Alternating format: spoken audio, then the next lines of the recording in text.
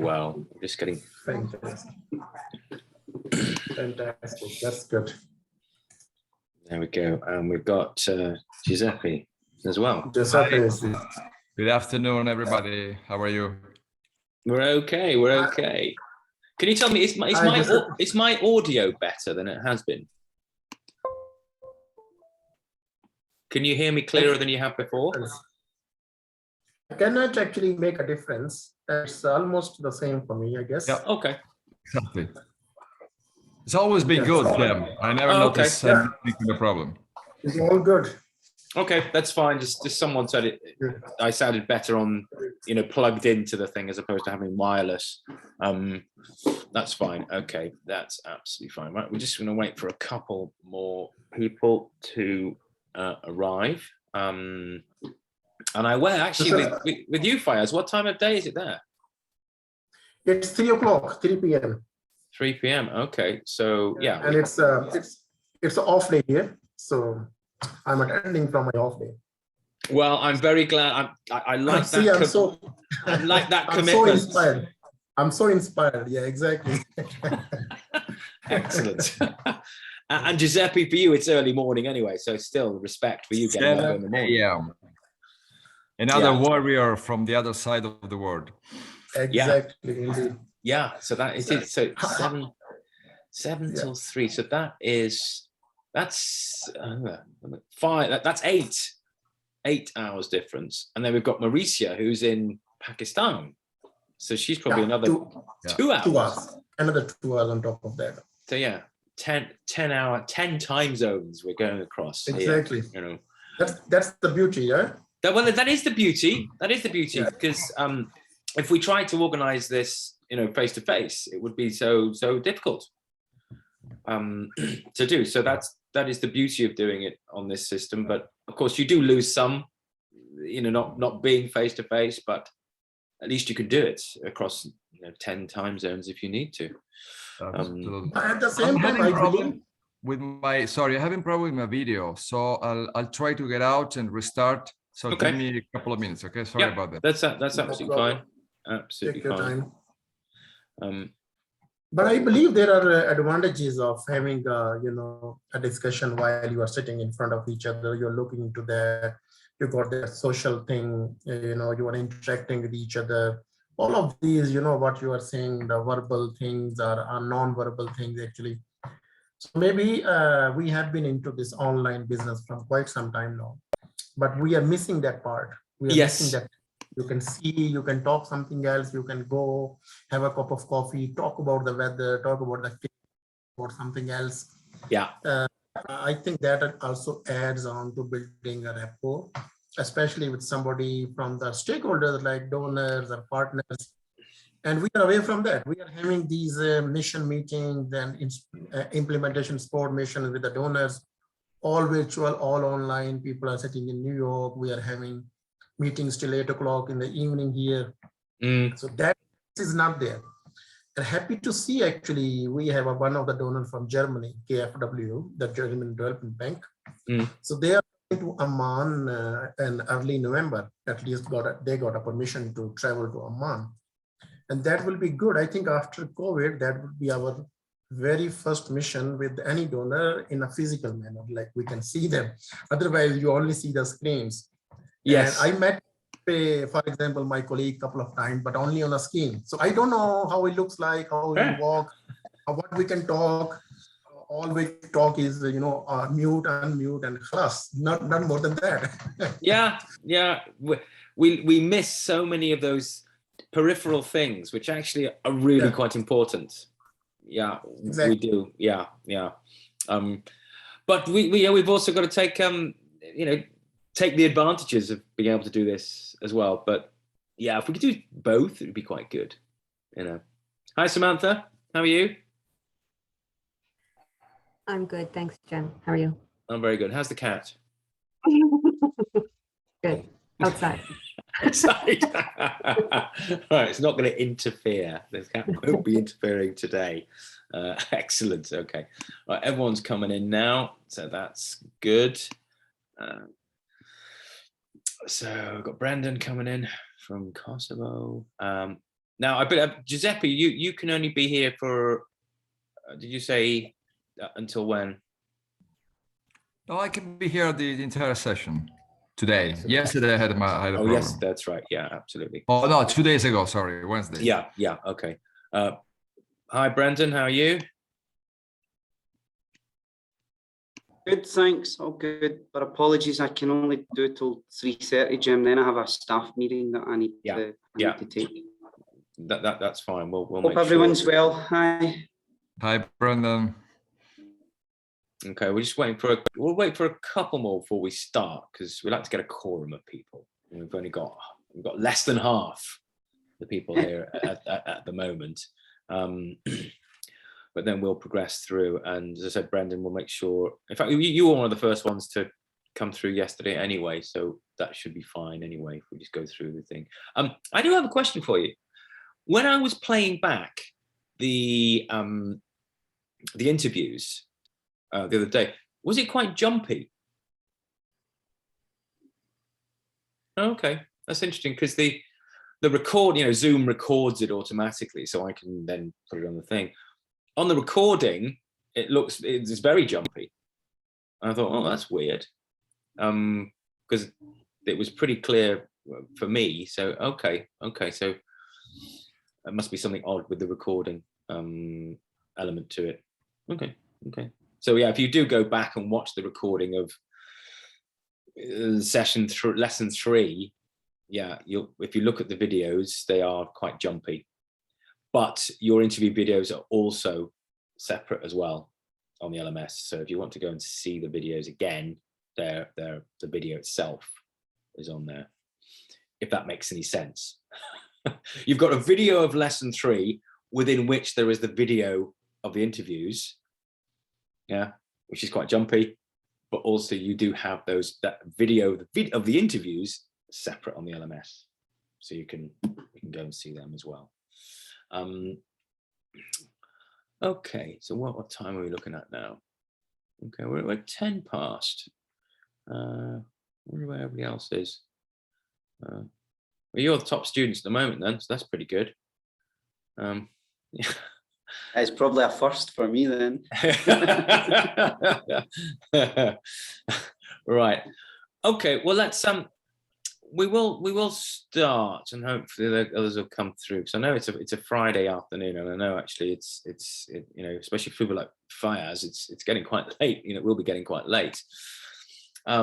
So yeah, module objectives, we've been those. Once again, this session is about just reiterating, hammering home these things about using messages, lines, WQBA, yeah, ABC, and message house within the conduct of your interviews or any engagement, really. Recap. We know I like to do a recap. We can probably get through a recap quite quickly, because we've only got 4 of you.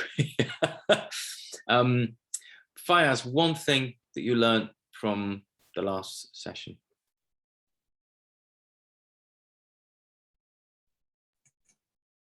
Actually, a lot of things I learned, and the one thing which for me, learning was looking into me while I was giving an interview, and that was the first time I was taking the feedback, your feedback, and I was also looking myself critically, how I am doing that, I'm moving or not, and then you put some really nice things with regards to your appearance and where you should see or what you should do and how you should prepare, as a matter of fact. So that lesson that I learned while going through the interviews of the colleagues and comparing them in a relative index, I think that was for me the top thing from the whole day. Okay, so it was a good exercise in self-reflection. Literally seeing yourself perform on camera. Yeah, absolutely. It's something that actually we don't do that often. Actually, when you're forced to do it, it can be very, very, very instructive. Absolutely. Thank you, Fayaz. Giuseppe, what about you? I realized regarding the interview of yesterday how the fluidity of this interview mechanism. You know, when you put all the parts, the puzzle together, the pieces of the puzzle together, and then you realize how you have to do things, because at the very beginning it's just a lot of information. So the message house, then the worst questions, the ABC, the linguistic mechanism. So it's so many things that you don't know how to manage that. But then you realize that it's something that should be like as I told you, Jem, like a golf swing. You know, the once you get it, then you don't think about all those aspects. It comes naturally. So that's the thing that I liked. That of course I'm very far from that swing, but it gets into my mind that it comes to be natural with that all the preparation, of course. So this is just this feeling that that I realize more than particular aspect of the course. Yeah. It's a pretty good analogy. If you think, you know, a golf swing, you know, it has a flow to it. It has a, you know, really good. It has a flow to it, and you know, once you've practiced that flow, every time you get a question, you know how to flow through it.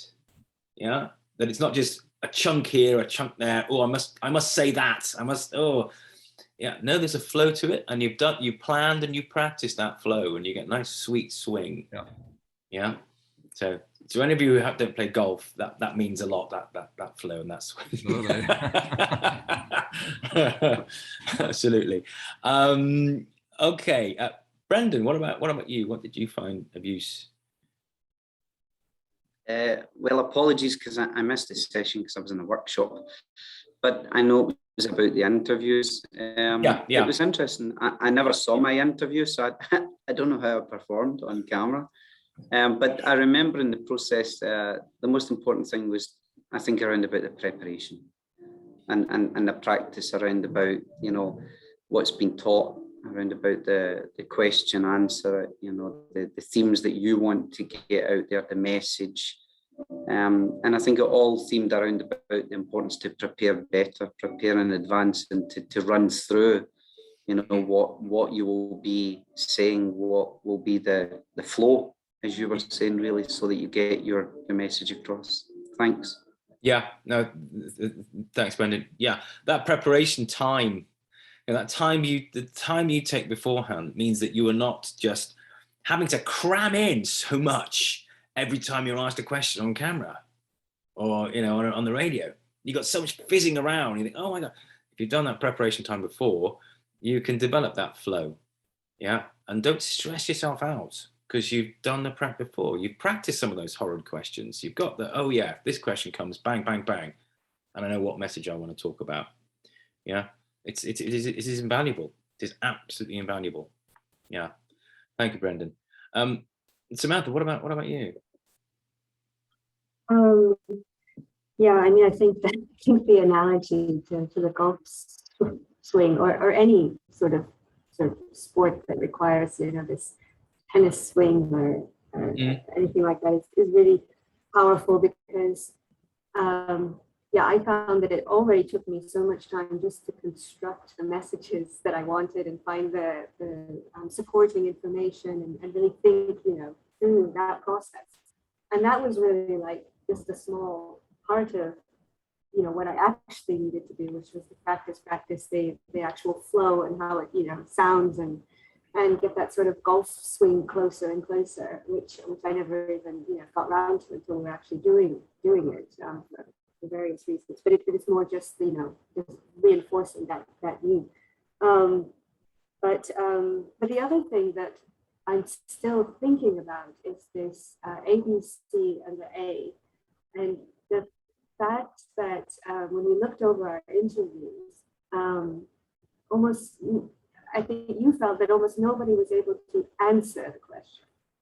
And I think that some of us were acknowledging the question, but not answering the question. And I think that I thought we were only supposed to acknowledge it and then bridge to ours, to acknowledge it and, you know, as sort of meaningfully as possible, but then to get onto our messages. So I'm still trying to figure out when you're asked a difficult question, what's, you know, how you handle that A bit, and obviously Yeah, just because you keep bringing up the fact that we're bridging on and there's come back. Yeah, I'll come back to it. Answer Yeah, absolutely. You know, I think, as I said, you know, I don't have a magic bullet for how you answer those difficult questions, because those difficult questions are difficult. That's what they are. But the only way you're going to do that is by actually really spending some time preparing with a good comms officer, or speaking back to headquarters and saying, look, if I get asked a question on corruption directly, how am I going to answer it? Because if you try and do that off the bat, just, oh, here's the question, I'll try and answer it, it's going to get messy, and you're just going to open up trapdoors that the journalist is going to love. So you have to pre-prepare that. Yeah. And I'd say for any UN organization actually working in some countries, corruption is going to come up. How can you work with such corrupt countries? It's such an obvious question. And, you know, I can't answer that because the specifics are very different for each organization, each country. But it's definitely, it just looms there as, okay, we need to spend some time thinking about this. Yeah. And we were getting there. We were kind of getting there when, you know, when you start throwing back, things about, tendering processes, open and transparency, public scrutiny, due diligence.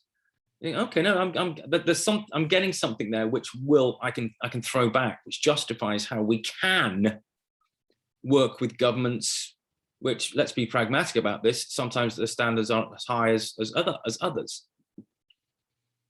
Yeah, so you're starting to work towards something which will work, which will satisfy that question of corruption. How can you work with these people?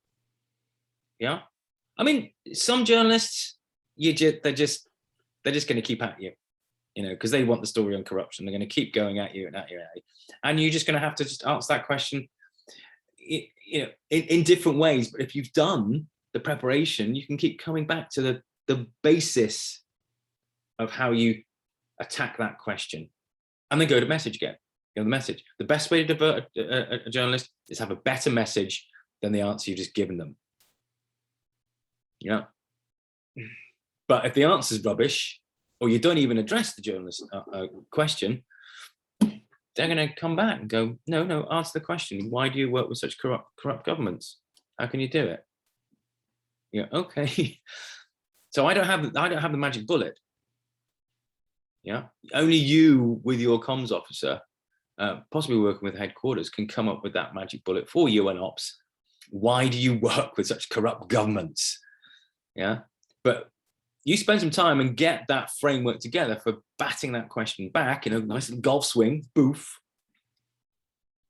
Then you're there, and you won't be doing as some of you were doing. You're rightly saying, Samantha. Some of you were quite nicely acknowledging the question. And I'm thinking, hang on, you're a senior person in UN Ops, you should be able to answer this. And if I'm really stroppy, I'm going to go, you didn't answer it, I'll ask it again and again and again until you deal with it. So yeah, no magic bullet, it just requires a lot of deep thinking and circumstances. But due diligence, public scrutiny, yeah, effective open transparency, yeah. Capability in tendering processes, yeah, rigorous record keeping, yeah, spot checks on all our okay, you're starting to build up a picture of here. Okay, these guys do take this seriously, yeah, and they may be working with some governments, but you're not going to pull the wool over you and Ops size. Yeah, they're going to this with their eyes wide open. Yeah. So yeah, they work with corrupt governments, but that won't affect them. They're going to do it properly, and they're going to bring those international standards and basically force governments to start really recognizing the value of doing these things properly. Yeah, I don't know. I'm just spitballing here, but that's the kind of thing you want to come up with. Yeah. Yep. Okay, but very good points. Yeah. You can't keep acknowledging a question which is obviously one you should be answering. Yeah. Alexandra, hello, how are you? Hi, good morning, good afternoon. Hello, hello. We're just doing a quick recap. What was the big thing, Alexandra, you learnt from yesterday or the day before?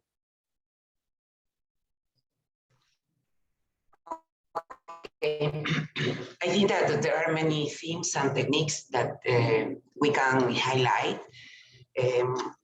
But first is that we need to, if we have an interview or a space to speak with our audience, we really need to be prepared. And we need to prepare, but thinking in positive questions, but thinking in the worst questions. So sometimes we think that we are prepared and we know how we work, what we do, etc. But I think that if you have a journalist or even you have a meeting with partners or with multilaterals, sometimes you could receive the worst question, and we need to be prepared. Okay, we need to prepare the scenarios, and it needs time, and it needs to work with another, with your communication officer, or even with your technical team to have inputs for the responses. Okay. Absolutely, absolutely. And you make a very good point. This can apply for when you're going into a serious stakeholder meeting, where actually there may be some issues, and you think, surely you would think, okay, what are the issues, and what if I get asked this? How am I going to respond?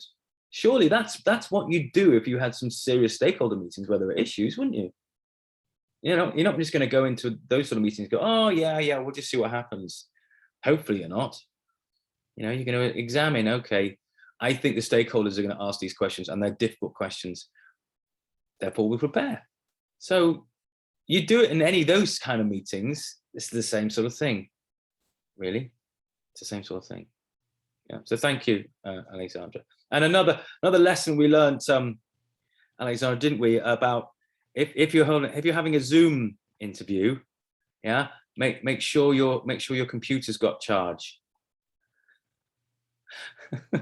There you go. So it's a good lesson to learn, everybody. Okay, you are doing a Zoom. Make sure your computer is charged. Good. Thank you, Alexandra.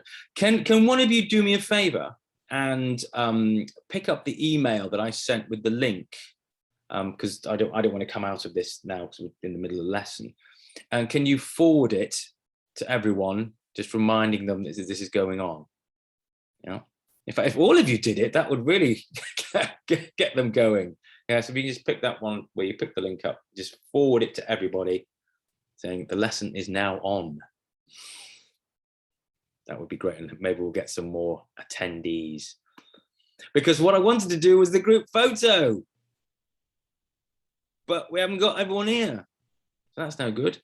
Michaela won't be joining us. She's actually traveling, but the rest, which is Sandrine, Dalila, Maricia, they should be here. I'm hurt. But yeah, if you can ping that forward, maybe they will join us. And then maybe we will do a group photo. Because what we want to do is actually look at your, thank you, everybody. Yeah, look at your interviews, really, okay? Basically, what the interviews were meant to be doing was basically making sure that you did have those themes, you had worked through those themes, yeah? The actual interview, the half an hour you had with me, I did a degree of net practice. Yeah, what's your worst question? How are you going to deal with it? So you had a little bit of preparation on that. It was very brief, but that's the sort of thing you should be doing with your comms officer. And then, of course, we practiced the ABC based upon that. Okay. So what we're going to do is pretty much what we did last time. Yeah, is we are going to have a look at those reviews, those interviews, and we're going to review them as a group. Yeah, I don't want to keep you any longer than I have to today, but we will spend enough time that whatever time is needed to look at those. Okay. So once again, oh, not coffee yet, certainly not coffee yet. As I said, we'll do the same thing. You are no longer UNOP staff, you are members of the intended audience, okay? And then you were to assess, did a message come through, and did it actually inspire you to do something? Yeah, and in this case also, could you see the themes that were coming through? Yeah, because I've got the themes, I've got the summaries of the themes that everyone went through yesterday down here. So I'm going to announce them beforehand. Yeah. So here we go. I can't remember who went first yesterday, but I imagine let's have a quick look. It was Sandrine, and she's not here. So we won't be doing Sandrine right now. We're going to do the next victim, who was, oh, Sandrine had a bit of a, oh yeah, Sandrine had quite a, yeah, oh, come on. It was Fayaz who was second up. Right, okay, so let's find out where you started off, Fayaz. Yeah. Oh. There we go. Right. Okay. So, Fayaz, as far as I can remember, your themes, yeah, was based on why, yeah, why the agile approach that you had to adopt in Yemen, yeah, the mixture of immediate needs and future needs, how you were doing that. Second theme, and then why this balanced approach, the humanitarian and the development, yeah, this spectrum. So they're the three themes. Yeah, so basically, Fayaz, as far as I was concerned, you were trying to convince me that actually what you're doing is a balanced approach and it needs to be done. Yeah, critical needs now, but also trying to deal with future needs, which UN Ops is more known for. Yeah. Okay. Right. Well, in that case, Fayaz, I'm going to now fire this up, and we're going to see how you dealt with the first question, which I'm just going to check. I'm going to get it lined up perfectly. I can't quite get it lined up. There you go. Right. My first question. Here we go.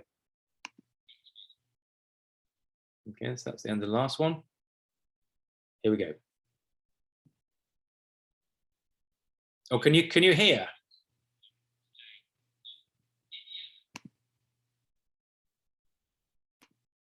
Zoom, it keeps going out of that. So there you go. I'm just going to drop it back a second. Right, here we go. Today, in Yemen right now, UN Ops is polluting the planet in some of your projects. How can you justify a green agenda when you are actually polluting the planet? Thank you, Jim. It's a very relevant question, but I believe this question needs to be in line with the context where we are working. Yemen is facing the worst humanitarian crisis now. And this crisis has brought a lot of disasters for the people who are living in Yemen. So we have a strategy, we have a sustainable solution in place, but addressing the immediate needs of the people always stay at the first agenda. For example, in the hospitals, you know, the patients are coming and they need an immediate intervention. They need surgical operations. And there is an immediate need for the women to deliver babies. There is a need to store the medicine for longer shelf life. We are providing the immediate solution, and we are supposed to provide the immediate solution based on our agile approach. That's a need in town, whereby we are bringing the conventional power system for the time being, and that power system is coming through a fossil fuel-based generators. We understand their impact, but at the same time, in parallel, we have been working on strategic solutions in a more sustainable manner. Solar system driven solutions are in our design phase. We are doing the procurement, and then they will take some time for the logistics to come into the country. So there is a very clear exit strategy for here, moving on from these immediate needs towards a more reliable, more cleaner, and more affordable solutions. So we need to play a balance. And that balance requires us to address the immediate needs now. And then we go on to a more sustainable solutions. Mm. But the problem is surely Just to give you an places example. like, sorry, go ahead. Yeah, just to give you an example here where I'm sitting right now in Sana, there's a referral hospital, a huge hospital, which is taking care of the needs of approximately 500,000 people in a month. And that people are rushing towards due to its referral system. That hospital was facing a shortage of power because there's no power on the on-grid. And we were tasked to take care of the power solutions for this particular hospital. Now, see, this is very important to provide the immediate solution through providing generators for this hospital that we did. But later on, we brought the sustainable energy in this hospital, and now this hospital is back into a more like a sustainable solution than having a solar system in place. Great. That sounds all good, but surely isn't there a big problem as well in Yemen? There's no regulatory framework for any of this. Who's to say that all those sustainable systems that you're putting on hospitals and other places, they'll be maintained, they'll be kept, they'll not be moved to ministers' houses. Surely you should be getting involved in some serious root and branch reform of regulations and etc. in Yemen. Otherwise, you're just throwing money away. Indeed, I think that's the fine line which we need to draw. We need to do a humanitarian assistance, whereas we are in parallel working on a reforms on a regulatory framework. So the humanitarian assistance plays its importance. They remain critical and very vital for our interventions. And that's why we are focusing more in the start, whereby in the longer term, we are also working with the related health officials and other regulation authorities here in Yemen to put together a more kind of a structured reforms and regulations in place. And you are absolutely correct that in order to ensure their maintenance of these systems at a later stage, running on a sustainable manner, there got to be a revenue generation system in place. There got to be a public-private partnership in place. There got to be other means which can give a more longer life for these interventions. However, that will take some time. So we cannot waste our time putting together all the reforms before we really address the immediate and emergency needs of the people. Great. Thank you very much for your time. Okay. So people of the intended audience. Yeah. So what do you think? What does that make you think? Did those themes come through about the agility, the agile approach, the balanced approach, and how it's actually conducted? Giuseppe, you got your hand up. Yes, time for my revenge. Okay, three things here. The first one on the address of the question. The question was quite straightforward. You are polluting the country. I believe that the initial answer was a little bit general. So I feel that the A was somehow weak at the very beginning. Okay, so it didn't address correctly at the moment that we're not polluting. It was more general, but in the construction and then with the examples, I like the immediate needs of saving lives, which of course offset some of the side effects of what we're doing. We have to save lives. So in that case, this was I like the kind of examples. And at the end, with your second question, when you say there's no regulatory framework, Fayaz sort of accepted. He said, indeed. So I don't know whether, and this is a question that I have, I don't know whether this recognition has to be there or we have to deny and build over that. Because he said, indeed, and I understood that, yes, there's a problem there, so we're wasting money. So how to address that? Yeah. Over. That's a very good question on that basically reinforcing a negative. Yeah. Yeah, there's no regulatory framework, and effectively, as you agreed with that. So, all of a sudden, one of your big stakeholders, the Yemeni government, is probably not going to be terribly happy with that.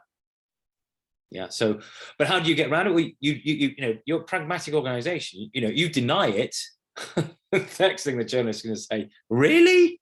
You think the regulatory framework in this country is all sorted and, up to international standards? Seriously?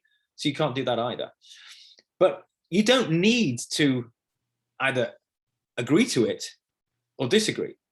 Yeah, you just pile on, just carry on. Don't repeat the negative. Yeah, but also don't try and dismiss it. Go, no, it's all fine here. Yeah, so don't repeat the negative. Remember, I think that we said, negative responses can be a bit tricky. Yeah. So if you took out that indeed bit, indeed, it is a bit tricky where regulation isn't great.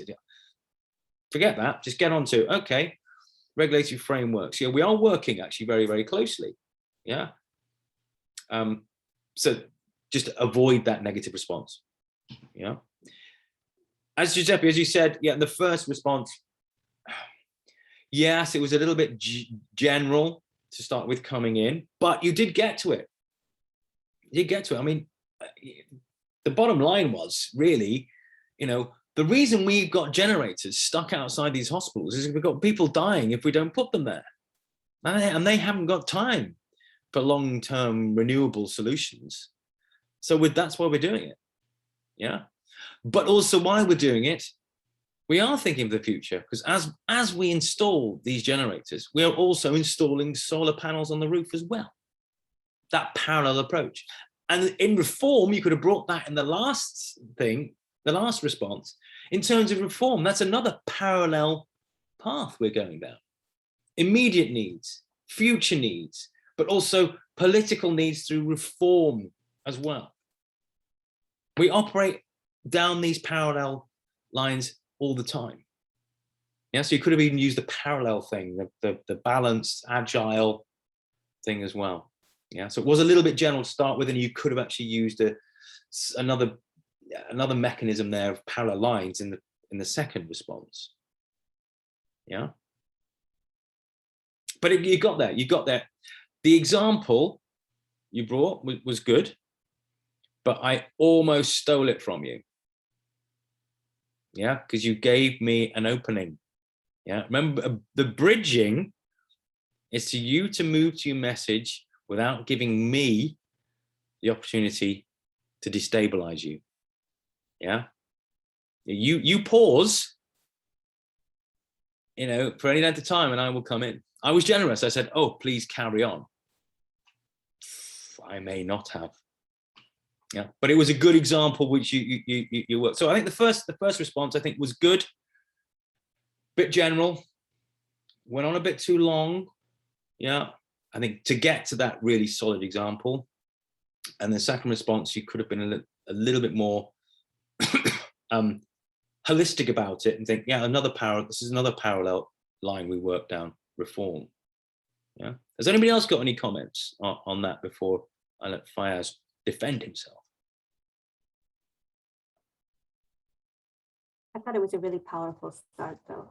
I liked how we dived right into sort of the human element of it. Yeah, because that is a good point. Yeah, critical needs. Yeah, we may be polluting. Well, you're not going to say this. You wouldn't say we may be polluting the planet because you're repeating a negative. But within it, the reason we're doing this is because if we don't, people die. This is about human beings, ultimately. So yes, it was. That was quite. Back in my face. You talking about polluting the planet. I'm talking about saving lives. Absolutely. Fayaz, what did you think? I think for me, it's a good learning into looking into this and learning to get the feedback from colleagues. And of course, you get more mature once you go through these plays. And of course, the preparation plays a vital role too. So I agree. I could have, be more specific, more short, and did not give you an opportunity to come back and get to the example more swiftly rather than doing a pause. Yeah, good comments. And Giuseppe, thank you for the feedback, and Samantha. I think great. Yeah. And this will be with all of you, guys. It's not you. It's the more preparation practice, the slicker you will be. You know, even the example. Let me talk about the hospital. Yeah, in China, which we're working in, 500,000 people, 75 emergency operations a day. You know, what we're doing there is doing that and doing this, and this means that. You've given me enough there. Wow. Okay. Now I see that. That's explaining what you're doing, and also it's hit my question as well. Yeah, that's practice and preparation. You get slicker. When I talk about the hospital in this context, I don't have to think about it. It's just boom, boom, boom, boom, boom, boom, boom. There you go. There's golf swing. Golf swing. Or get out on the on the golf course. Yeah. But well done. I think it was a better performance than the previous one. Yeah. I think that is the case with all of you. Okay, so who is the next victim? Let's see. Jim, just remember, I need to leave it. Yeah, I think this might even be you. Yeah. Oh, okay. Thank you very much. Not looking forward. There we go. It is you. There we go. Right. An emergency needs So, for people. great. Thank you very much for your time. Right. Okay. Brendan, you are on. Now, just to remind people, that's it, Brendan. So Brendan's themes were really that climate is at the heart of everything we do. Yeah. Project design included, that's the second theme. Yeah. And ultimately, this is about people. Brendan, would you agree that's the three things you were aiming for? Okay. So once again, rest of you, you're the intended audience, which I think was donors and stakeholders. Yeah. To go, actually, you and ops, we need to engage with them. Yeah. So let's hear and see whether you're inspired to pick up the phone to Brendan and go, Brendan, we need to talk. Okay, here we go. Thank you very much to the show. Looking at many of your projects, working with some governments that you work with, governments that will take your money and then run with it. How do you ensure that your projects have extended life? What happens actually when you leave? Thanks, Jim. Yeah, the sustainability of the projects that we implement is key to the success of the results. Certain activities or certain ways that we approach it is in the project design to work with the beneficiary, to make sure that they're engaged at every stage, to consider the environmental considerations, the materials we use, the use of local technologies, the use of equipment that can be replaced easily in the local marketplace, and then also giving maximum opportunity to local contractors to be engaged in the project. Therefore, bringing the beneficiary along, engaging the local community, and then when we get to the handover stage, instead of handing the keys and walking away, we work with the government, we partner with them for a further year, and they benefit from elements such as consumables, maintenance support, and this can extend up to 3 to 5 years at a very low cost to the project. Therefore, it helps the government to plan their engagement thereafter. So it gives the opportunity for the project to be more sustainable, a much better chance. You talked about low cost and you talk about beneficiaries. Right now, with the energy crisis, there are many people across the world, and I'm sure in Kosovo, that are seeing their energy prices surge. Isn't there a case of, people are asking for affordable energy now, not renewable energy in the future? How do you make that balance happen? I think making that balance happen is key to the project design that we engage in. It's to understand what is the challenge to start with, and how can our project, when we implement it with the government, bring in those questions around about the climate change agenda, which is at the heart of everything that we do in our project designs. And for example, when we develop roads, when we design roads, people can then have access to the lighting that comes off the roads to help them, to have some social events or to read in the evening. This therefore reduces their reliance on energy sources that they maybe have to pay for that are high cost. So, you know, there are always other spin-offs that come from the projects we do if we design them properly. And designing them with people at the heart of them, you know, improving the lives of the beneficiaries. These are all of the things that are central to the way we work. Brendan, thank you very much for your time. Thank you. Okay, so your potential donors out there, stakeholders, what do you think? Considering that Brendan was trying to instill the fact that climate is the heart of everything that you do, not least in project design, and people are ultimately the beneficiaries. That's what he was trying to say. Don't be nice, otherwise I'm not going to learn. Yeah, go on, be brutal, be brutal. I'll nominate someone to comment if you don't volunteer. Fayaz, did you put your hand up? Go on, Fayaz, yeah. I think, Brendan, your response was quite sharp, well structured, and it was very fluent. When you kicked off with the right terminology. That terminology is, however, sometimes more understandable to us in UNOPS.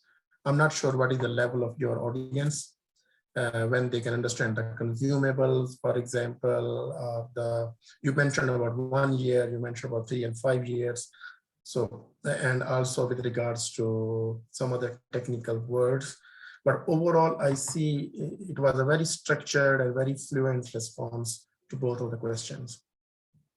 Thank you. Okay, thank you, Fayaz. Thank you. Okay, Giuseppe, what about you? What did you think? So I have to be the bad cop. Okay. Okay. Yeah. This is positive criticism. Yeah. Absolutely. Screw up here is absolutely fine. So you know.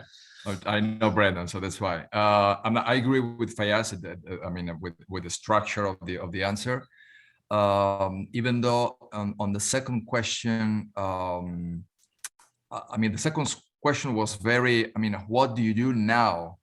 And Brendan's response was more on, and I would probably answer the same on the design. I mean, this takes time. So it didn't really address what do you do now.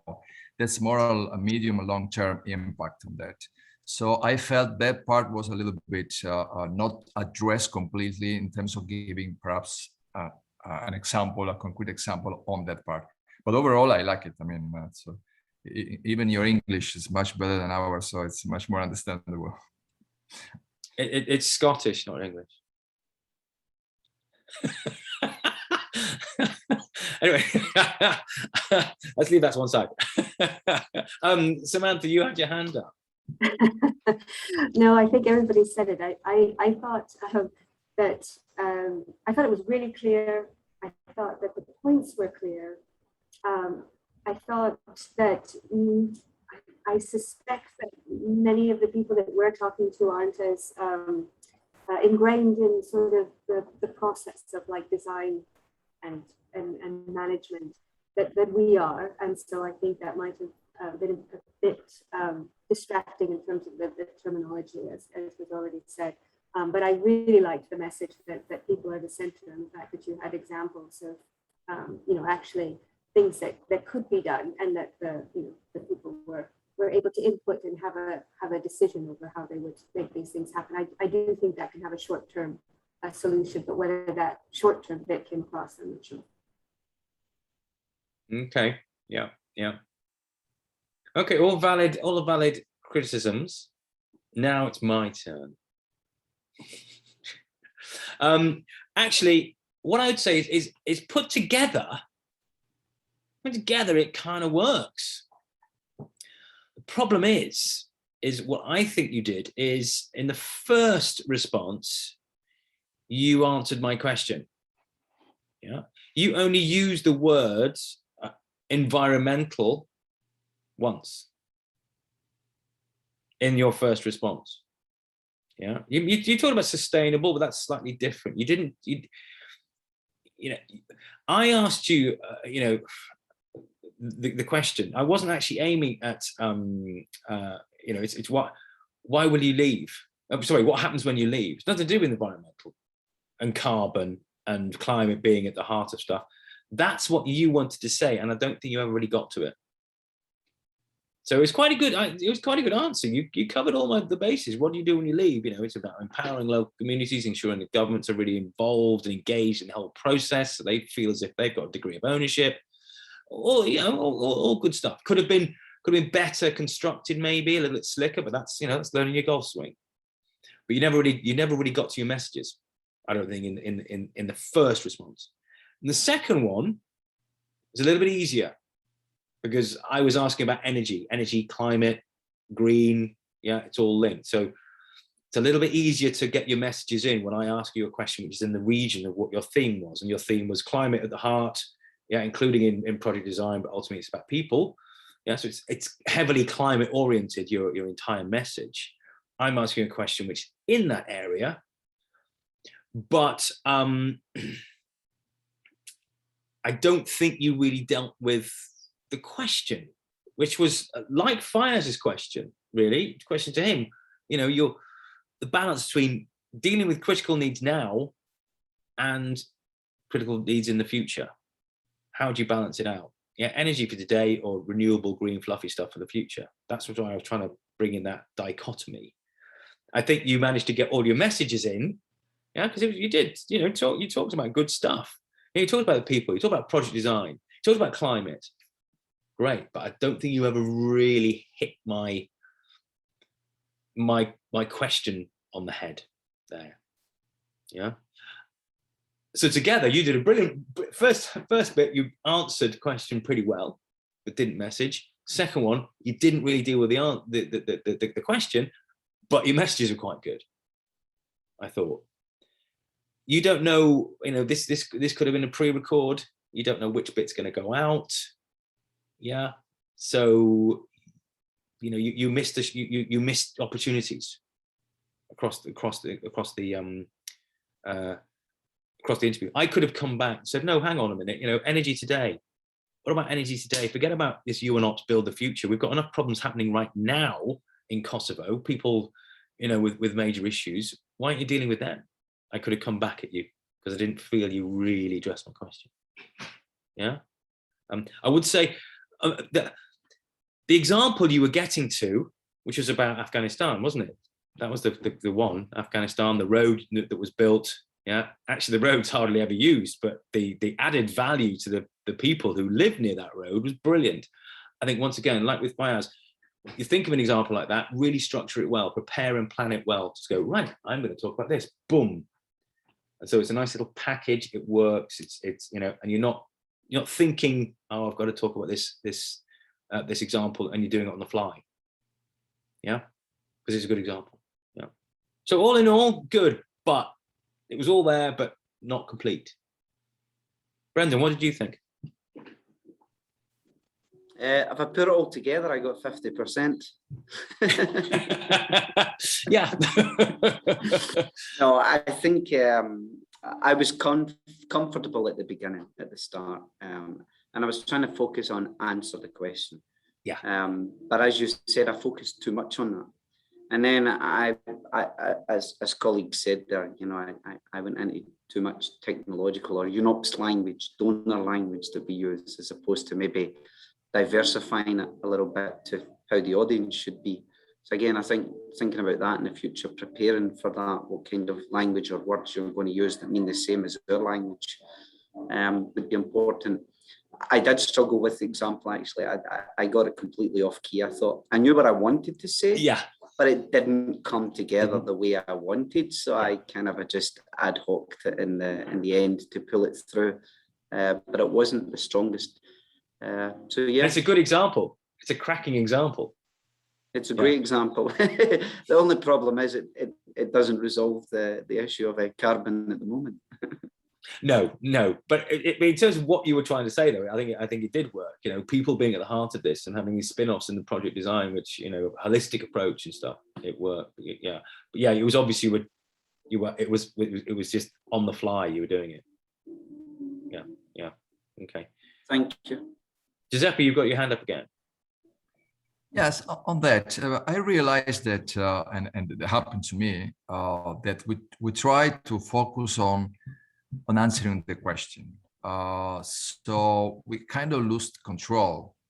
And Mhm. if you allow me the analogy with golf, it's like the ball controls you, rather the opposite. So what are the tips there to focus and maintaining the control, having this clear mind, clear vision of what you have to do, because you feel like under attack and like you become blind and say, oh my God, what should I answer now? And then you forget your message house, the ABC and everything. Just try to focus on the attack. So what are the kind of suggestions there? Because I have that's no the way, because if you maintain that, is easier. Yeah, I have no more suggestions than, you know, worst question, best answer. You know, if I ask you what you had for breakfast, you know you can answer that. If I asked you, you know, in Mexico, how many people are on your staff? You know, this is the answer. Off you go. If you don't know the answer, you acknowledge it. Don't bluff it. Don't get yourself in that position where you're trying to fight your way through the attack. Yeah, just that's right now I don't have that information, but I will get hold of it and I'll get back to you on that. Or it's a very good question. I'm not qualified to answer it. Yeah, we have subject matter experts, so I can get back to you. Or that's for the Ministry of Health. Yeah, or that's for another UN agency. Yeah, if it's going to be a difficult question and you know you're going to be attacked for it, that's a worse question, and that should be prepared for. So there aren't any magic tips.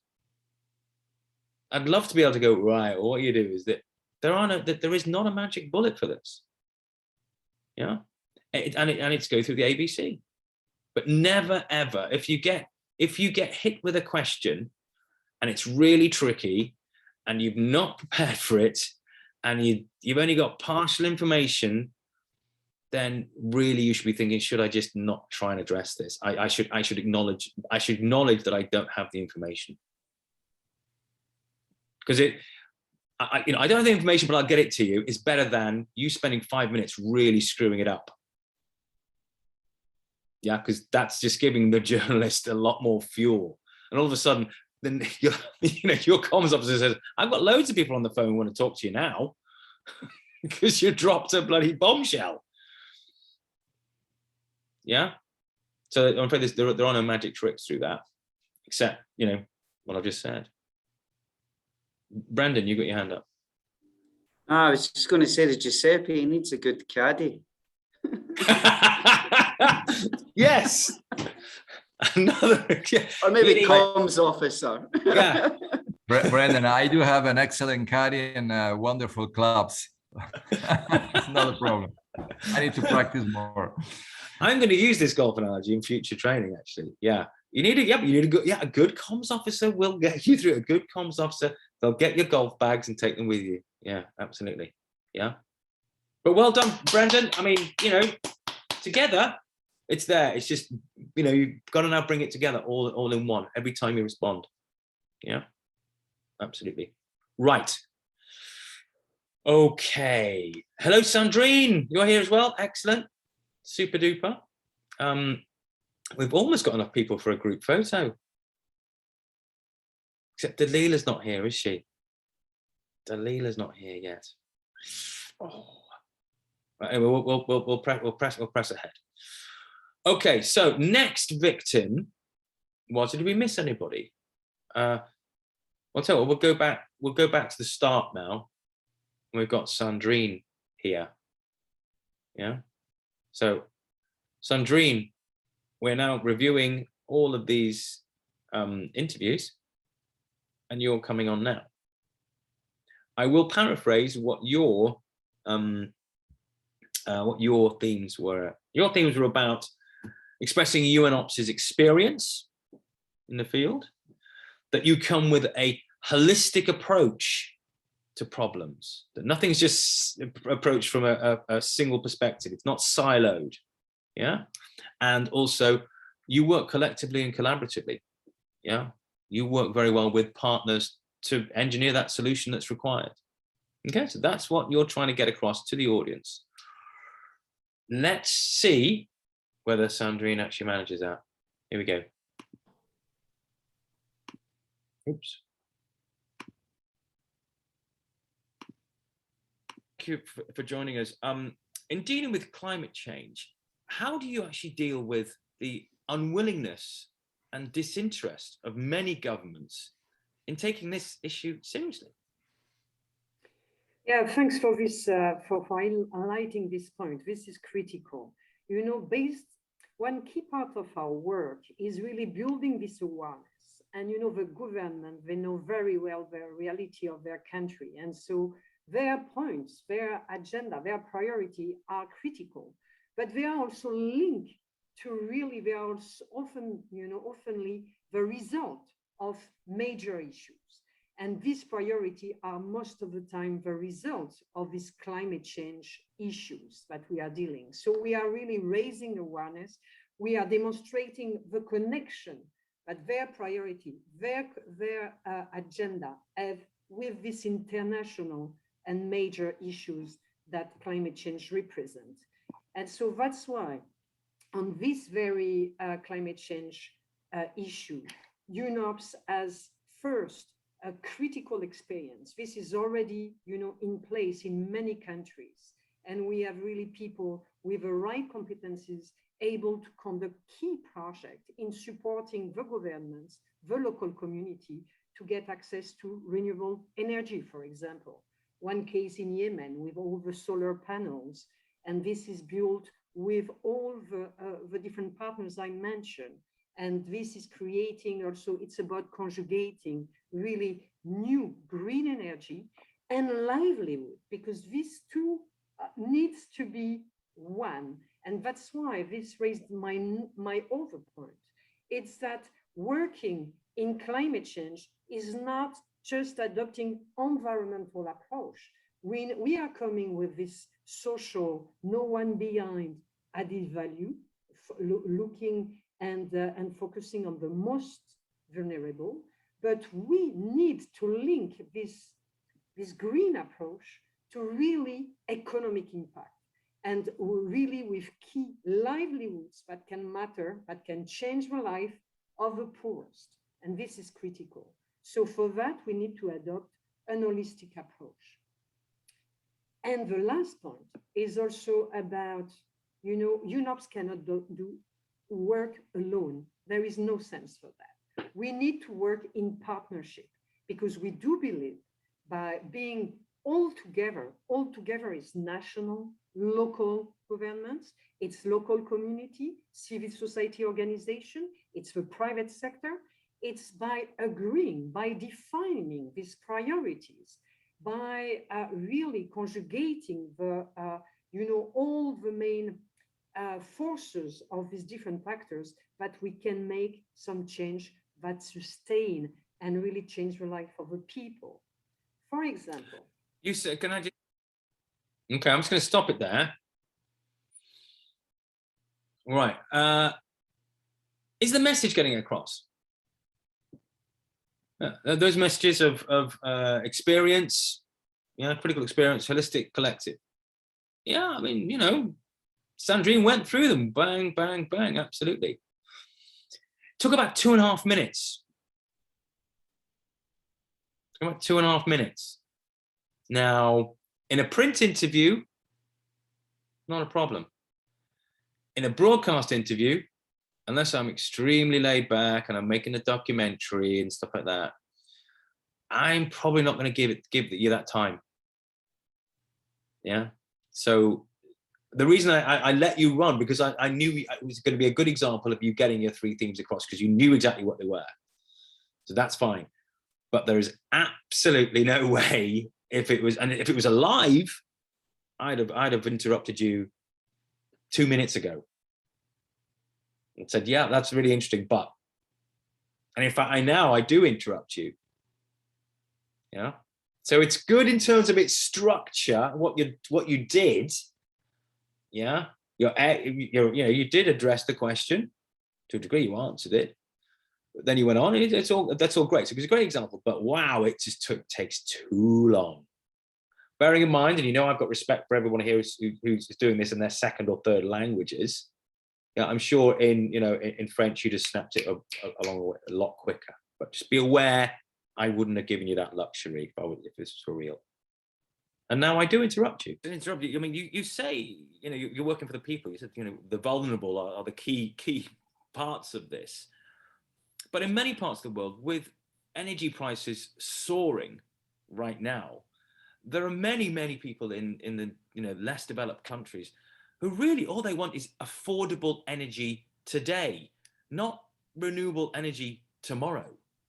So how do you balance that out? But this is right for all the projects.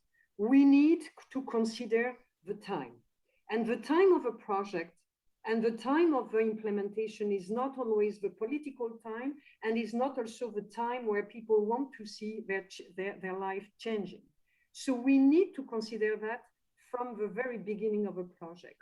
We need to be able to have first quick wins, quick impact products.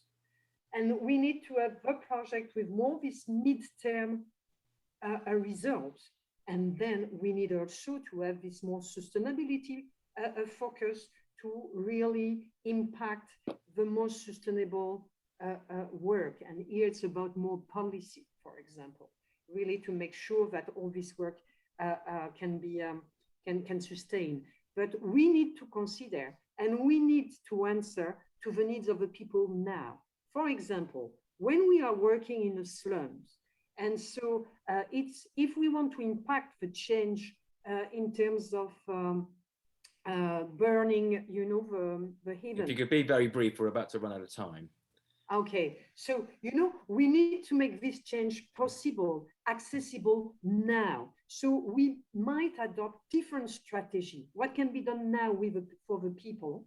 And this needs to happen with the people. It's not just for the people, and the solution can be found locally, and how this can be sustainable, how we can develop urban renewable solutions that sustain and change the life of the people in a sustainable way. Great. Thank you very much for your time. Okay, so everybody else, what did you think? Did you get? Okay, I'll tell you what. I think would you all agree in the first response the messages came through? Yeah, they were there. But I've already critiqued that. Yeah, way too long. Way too long. Need to cut to the chase, and that's what preparation will get you to. Yeah. Second response. Okay, people need urgent stuff now, not tomorrow. Yeah, building the future is all great. If you haven't got, it's no good if you haven't got a present. Yeah. So, how did you feel then? People. Maybe I'll pop up. Go on then. Yeah. Well, I think you were really harsh as an interviewer, but I guess that's life. But I thought it maybe made Sandrine react a little bit, to be a bit defensive, because she talked about time and the project, which kind of came across that she was acknowledging that we take too long to do things. You've got to understand we take time, and projects have a timeline. And I think then she said, which was great, quick wins. Yes. But at that point, I think you needed a good example. What was the quick win then? What are you doing early that's addressing affordable energy now, rather than renewable energy that's going to come in time, if you like. So I think that's where if Sandrine had been able to pop in a really great example at that point in time of a quick win, it would have shut you up, Jim. Yeah, yeah. I mean, well, or a project which has a quick win but also looks to the future as well. Yeah, I think a bit of both. I mean, the question actually, the question about affordable stuff now and future. That was my standard second question. I asked it at Fires as well. Yeah, unless something else came up in the interview. So as you see with the other interviews, I'd asked that question. Yeah, and the first question was actually, Sandrine, that was one of your worst questions, wasn't it? About disinterested, unwilling governments. Yeah. So was I harsh? You know, I spread the love around. You know, but yeah, I did in that question. I'm glad you did bring up quick wins, but I think that's where you nail it. Yeah, quick wins, but also looking to the future. That's where you nail that question. Yeah. So you did mention that, but in terms of your vast experience, your holistic approach, and your collective approach, that kind of disappeared in the second response. Yeah. Again, you were more. You'd got your messages out. No, I'm fine. I got the messages out. Any questions that come now, I'm just going to answer them. Yeah. No, every time I ask you a question, it's your opportunity to get your message out again. Yeah, so I think it went a little bit fluffy, even though with the quick wins, you did start really approaching my question. Yeah. Sandrine, what did you think? Yes, in fact, to be honest, for me, the three key messages were really on the first question. And when I was embarked in the second one, I was just answering on what could what can make sense to the second one, and not because in fact this time frame was not particularly linked to an holistic approach or collectively or UNOPS experience. It's a bit disconnected with the key themes. So I would say that for particularly the second question, and the tendency because of this what is the ABC interview process, the A obliges you to stick to this question, and it's really it will be wonderful if journalists were not asking questions, by the way. Yeah, be great if journalists just didn't ask any questions. But so yeah, the A is quite embarrassing, definitively. But regarding the comments also on the first question, really too long. I just also wonder if a way to be a little bit more straight to the point will be to say, after the bridging and so on, to say, okay, I have 3 points here to mention. These are 1, 2, 3, and then detail them. That is one way of doing it, but the journal, as soon as you go, I've got 3 points, the journalist is thinking, okay, how long is that going to take? Yeah. So you may have 3 points, but then you've got to be fairly direct with them. Bang, bang, bang. Because I'm thinking 3 points, that could take a while, and I haven't got time. Yeah. If they're really good, the 3 really good points with great examples, I'll indulge you. Yeah. But yeah, it's not a bad way of doing. I've got 3 points. Yeah. But you can't do that every single time. So in the first question, you go, I've got 3 points. The second question, you can't go, and those 3 points I've got again. So the 3-point thing, you can only use it once. You can only use it once. But it can be an effective way of doing it. Yeah, but you've got to be fairly snappy with them. Yeah, absolutely. Okay, and we got. Oh, they're all getting interested now, Sandrine. Okay, Mauricio, come on. What's your question or point? So yeah, sorry, it's just dark here because I lost power. But so also with me when I was doing it, but I noticed the same with Sandrine. Sometimes I think if we try to say 3 things in the answer to one question, we tend to be too long. Is it not okay? 1 question, 1 example. Move on to the next one. 1 question, 1 example. Yes, absolutely. I say if you're going to go down, this is 3. You've got to be snappy with them.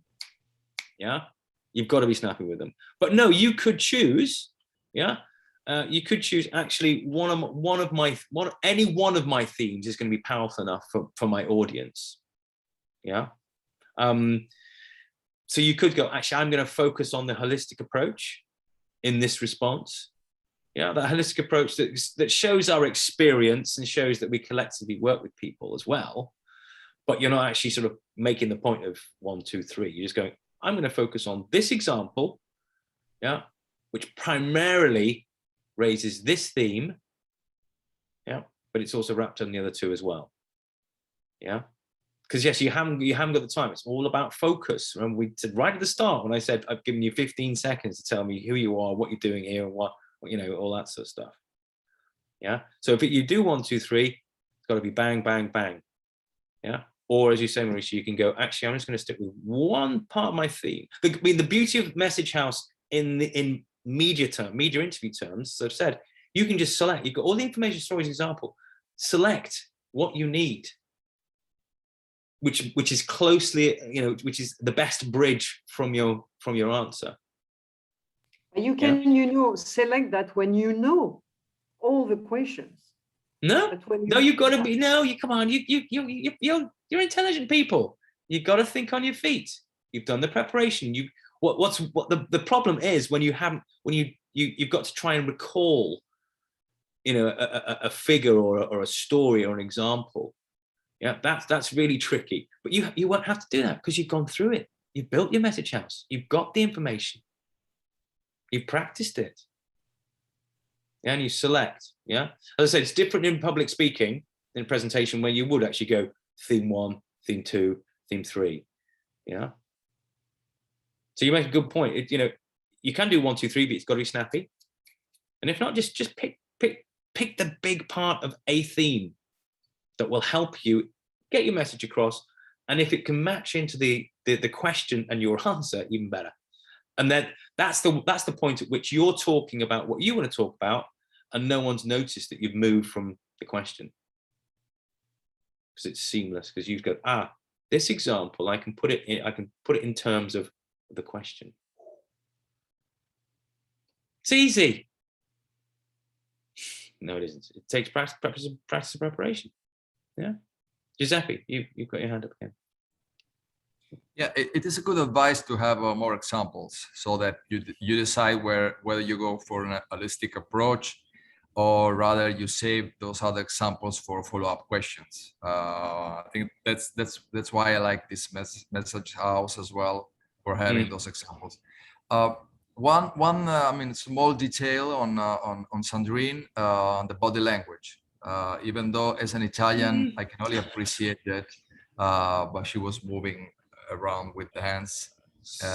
So I didn't feel uncomfortable with that. It didn't distract me because I could feel that she was very comfortable with that. It's her style, but passion. I mean, passion, yes, but probably can disturb somebody else with moving hands around. So it's just a small detail that I noticed. Yeah, it's a good point. It was I noticed that it was, you just about got away with it, I think, because your face was expressive and everything, and it kind of worked. But I think if Sandrine, if you'd got any more excited, then it might have been a bit too much. But yeah, no, it's a good point. Just to be aware, absolutely.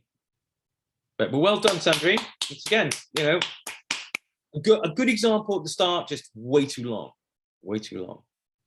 You know what I'm going to do now, people? You know what I'm going to do? I'm gonna do a group photo because most of us are here. I'm just going to come out of that.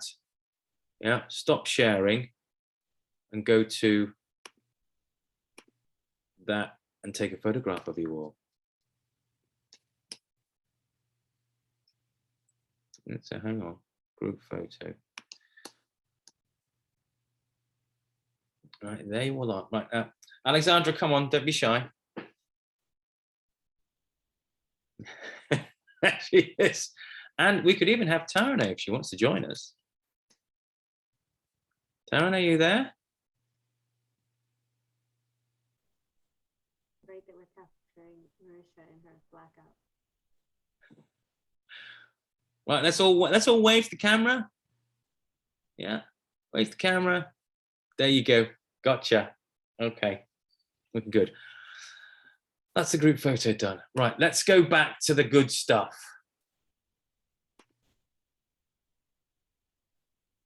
Okay, back to there. And I wonder who is next on. Here we go. Right, we were about there. Who was that? That was Brendan. Brendan again. And it's Dalila who isn't here, so we're not going to put her through that. We're not going to put her through the excruciating agony. But who is next? Let's go. Ah, okay. Mauricia, you're next. Okay, let's get back to where we. Okay, right. So Mauricia, where is she? She's hiding. Oops. Where's Mauricia gone? It looks like she's disappeared. She's got power problems. I think Brandon had to go. Right, okay. We're going to skip Mauricia for the moment then. Because power problems in Pakistan. But here we go. Oh, that's a face, isn't it? Right. Okay, so we're going to go to Giuseppe. Is that okay? Giuseppe, what? Let's see what now. What were you saying? Right, you were talking about one, savings. Yeah. So money from a, you do this climate stuff. You can actually save stuff. You were also talking about actually we build for the future. Yeah, this is a future thing. We are a future-looking organization. And also you were looking at funding, that we're the kind of people that can help you pay for this.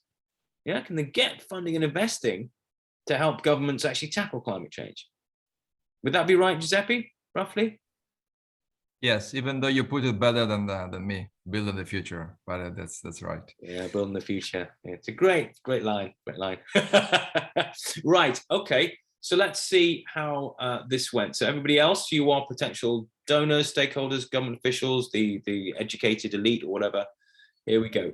And I'm going to let Mauricio in now as well. So next.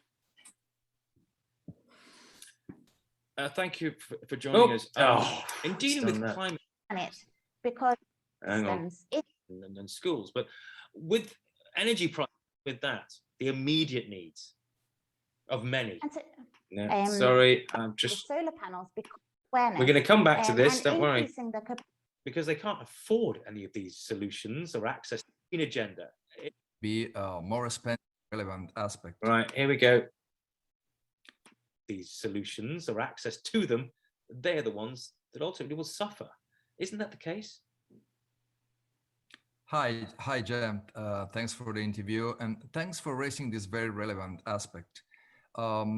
It is somehow I'm going to come back and I'm going to actually get you to. Hi, Jem. Thanks for the interview and thanks for raising. And the poor, because they can't afford any. Today's green agenda, it really suits the rich in any society, and the poor, because they can't afford any of these solutions or access to them, they're the ones that ultimately will suffer. Isn't that the case? Hi, Jem. Thanks for the interview and thanks for raising this very relevant aspect. It is somehow true that the future sustainable solutions can be more expensive than the existing ones. But we have to realize that this is something that we have to address now in order to have the benefits offsetting this initial costing. And also we have to consider that there is a private sector, a capital market outside, which is eager and willing to invest in the country so that we can assure the funding for those apparent at the moment more expensive solutions. But at the end, there will be a benefit for everybody. You say benefit for everybody, but the benefits needed by people now are absolutely immediate. We live in a society, in a world now where energy prices are soaring. Yeah, and people, I'm sure, in Mexico, anywhere in the world, they would rather have affordable energy today than fancy green renewable energy tomorrow. So what are you doing to address that? Well, this is an arguably a good consideration, a good aspect of that. But of course, there are immediate solutions that we can provide now, and at different levels as well. First of all, awareness of people. They have to understand that they have to reduce the consumption of energies as of today, but also in terms of more concrete actions. Let's suppose about building and hospitals. Let's suppose about providing generators for the hospitals, or even solar panel. This is an immediate solution for energy reduction. So we have to face these in different levels. Immediate solutions, but also thinking about long-term visions, providing the governments with the right designs for having a greener buildings or better solutions in the future. But surely the cost is just astronomical. You're asking of societies, governments to try and achieve something which is it's dreamland. It's never going to be achieved. It's just going to cost too much.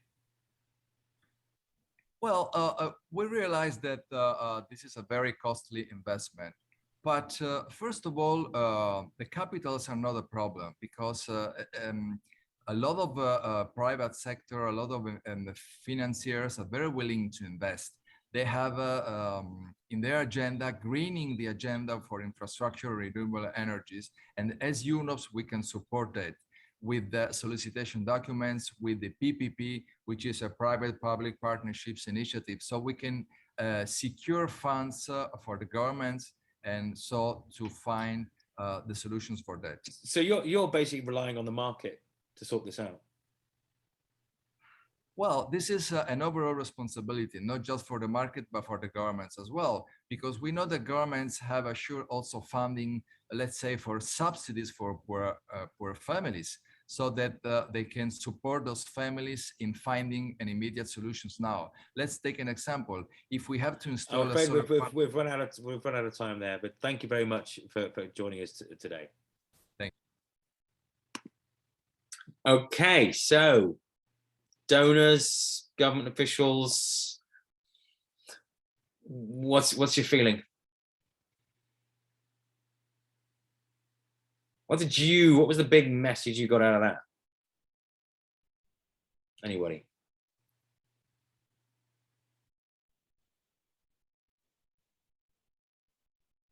Oh, no one got any message out of that. Oh, God, was that a waste of 3 minutes?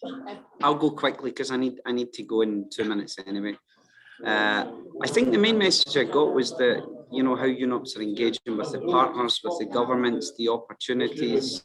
And then I also liked, I think Giuseppe answered the question on what are you doing today better than any of the rest of us, because he made it simple, you know, raise people's awareness, tell people to consider how you're using energy, which I thought was excellent. But I mean, otherwise, I also felt like you're saying, Jem, you know, you cut him off, so it was taking a bit of time to get to the point, to make the points. So yeah, overall, that would be it from me. Well done, Giuseppe. And I'm going to go now, colleagues. It was a pleasure, and look forward to the feedback or the closeout or whatever. Yeah, there will be a post-training survey, Brendan, which I'll tell everyone about. But I'll send a link. I'll send the link. Super. Good to see you. Bye, everyone. Take care. Bye.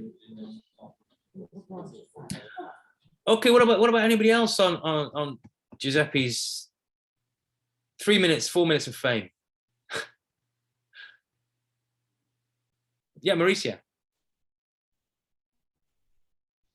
The message I got was that you were sort of pointing the finger at Jem and UNOPS, and I thought it was really well how Giuseppe explained that it's not just UNOPS, we're all in this together. So I like that it was the government, it was private companies as well as UNOPS, and also the normal everyday citizen as well. So I like that. Yeah, there was definitely a collective. We're all doing this. Yeah, wasn't actually part of your messaging. Interestingly, that collective, we're all in it, governments, whatever, that wasn't actually meant to be part of your messaging. Yeah, but hey, okay, you went down that route at the time, so that was fine. Yeah. Anybody else got any comments before I throw my 10 penneth in.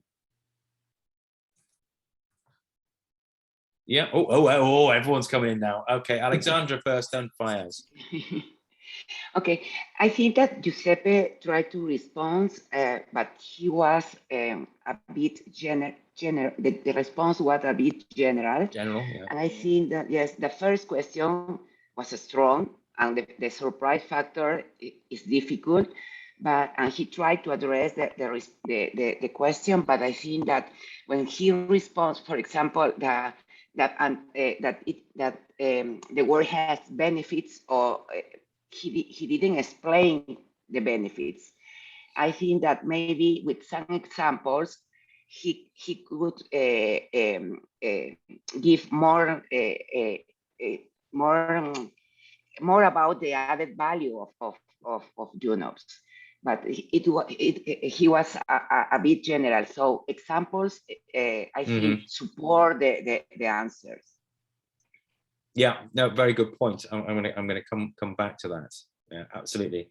Thank you, Alexandra. And yeah, the general, yeah, a bit general. You're right. Fayez, what did you think? Yeah, I agree. I just adding on to one thing only. When you asked that it's a very expensive solution, and of course Giuseppe said that yes, it is a very expensive solution.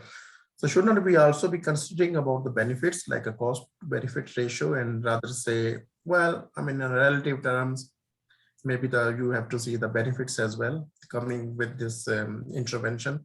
It may sound expensive, but at the end of the day, we are getting significant benefits out of that. Something like that. I was just thinking. Yeah, I mean, just on that. I mean, maybe something to think about. I mean, there's a standard refrain from, you know, anybody who's involved in climate is, yeah, you know, if someone says this is going to cost too much, then the standard response is, yeah, but the cost of inaction is even more. You know, that's a simple, you know, there you go. It's going to cost a fortune, but the cost of not doing it is even worse. You know, so there's something around that, which is a general sort of narrative that's thrown around. Maybe it's you and ops. You could think if someone does hit you with that, yeah, it's not a bad response. Yeah, but yes, it's almost worse. Is it worst question? Worst question, best answer? No, all of you, with all of you, the first question I ask is a question that by and large you've identified as a worst question, or we've talked about as a worst question. So none of you should have been really surprised by the first question, because we kind of worked it over a bit. Yeah. Alexandra, you still got your hand up. Is that another point, or no? Okay. Right. Yeah. For me, it was a little bit general, as Alexandra talked about. I never really heard much about you guys building for the future. Never really came out for me, and that was one of your themes. Yeah. You did talk a fair bit about funding and money and stuff, and hence I asked the question about the cost, because you were still there. You even though it is one of your themes. So I was happy to talk about money because you brought money up. Yeah. But if you're going to talk about savings and investment and stuff like that, and you think that's safe ground for me because they're my themes, then absolutely you must be prepared for the questions coming back at you, like, so you're going to leave this to the market. You know, if you want to talk about money and savings and value added and value for money and stuff like that, if that's what you want to talk about, which is great because you've chosen that as two of your themes, I haven't got a problem with that. But you must then think, okay, so if I'm going to talk about that, what are the worst questions that the journalist could be? What's WQBA on in this field, which I'm going to be entering purposefully. Yeah. So I think that was a good example of how you can be, you know, you can draw the journalist into your themes, but you've got to be very sure you can handle those themes. Yeah, and they're not just, you know, oh, and they're nice fluffy things about we can say, you know, save money, savings here, cost efficiencies, value for money, investment, without a journalist going, hey, that's interesting, let's talk more about that, and interrogating you about it. Because you've invited them in. Yeah, you've said, hey, let's talk about funding. And then I start going, it's going to cost too much, it's ridiculous. You're letting the market do this. That's a bit of pre-preparation. Yeah. I'm being a little bit critical, Giuseppe, of that, but only because it's actually quite a good learning point. Yeah. That, you know, you invited me into an area, and I felt that actually when I started really pressing buttons in that area, you all of a sudden you think, oh my God, maybe I shouldn't have talked about this. Yeah. The other thing is, unlike Sandrine, who started big with the theme, yeah, and then tailed off, I think I sensed you were trying to build up to a theme and build up to your examples coming out. And, you know, so what you need to be doing is constantly, every time you're responding, get my themes through. So my themes make for the big message every single time. Yeah. And that's why, you know, I think we were 4 minutes in or something, and you said, let me give you an example. And I sensed if I'd let you take that example, you really would have got stuck into your themes, and I would have got, wow, you know, you and ops, they can really save me money, they can get investment in, and these guys are really serious about looking at sustainable investment for the future. I sensed that was coming, but I didn't give that luxury. As a journalist, so once again, the journalist doesn't care at all about your themes until you make them care. You go, wow, this is interesting. Trouble is, I did care about your theme, and it was about money, and I started pressing buttons which you weren't happy for me to press on that theme. So anyway, I think it was a very good example. I think you did very well. It's general, and I am being a little bit overcritical, but it's a good learning point, I think. Giuseppe, over to you to defend yourself. And myself. Let me ask you, was it better than the previous interview? I think all of them were. Okay. I think all of them were. This is very helpful, and thanks for your comments and feedbacks. Of course, I agree. Getting out the themes and examples sooner rather than later. But what I'm thinking is that I need to work more with the com officer, preparing in the planning, but not just for the planning of the next week interview, but overall with the planning of the examples for the kind of services and projects that we provide. Of course, we have a lot of a repository of information, knowledge management, and things like that. But I think we need to focus more on those kind of examples and themes for any kind of services. So that way we already prepare some of the work that ultimately we need to do with interviews. So I think that's also good advice in terms of planning of the com department in the office as well. Yeah, thanks. Absolutely. Yeah, I'll let you. I was, you know, when I was the spokesperson in Boston for the EU, I had on my wall in the office, I had a huge whiteboard, and on that whiteboard was nothing but Message House. And in Message House, it just had, you know, 3 themes. I can't remember what the themes were: safety, security, and something else. I can't remember. But under each theme, I had bullets of examples, not in detail, but you know, I knew that they were there. And I knew actually in the drawers, I could pick them out and go, oh yeah, so, you know, disarmament conducted by, you know, the Spanish, yeah, oh, there's an example there. There you go. And I had it available. It's one big Message House. But we'd spent time going, yeah, okay, so if we need an example about disarmament or whatever, where are they? Let's get them. Yeah, oh, 1, 2, 3, 4, 5. There's 5 examples there of that. And they're in the drawer. Yeah. So yeah, work with the comms officer to do that. But well done. Well, once again, well done. You know, I was pushing you, but yeah, nasty question. So you're going to leave it to the market. You know, you're a bunch of capitalists. You know, you don't care about the people. Yeah. Okay. Right. Okay. Let's press on. It is actually now possibly time for a cup of coffee, if you wish. or if you want, we can just press on and try and end early. Who's hands up for coffee or a break for 5 minutes? Okay, let's take 5, because I know it's Friday and we're going to get you away as soon as possible. Let's take 5 minutes. So right now it is precisely 14:41, back at about 1:45, please. So about 5 minutes. Okay, I'll see you in a minute.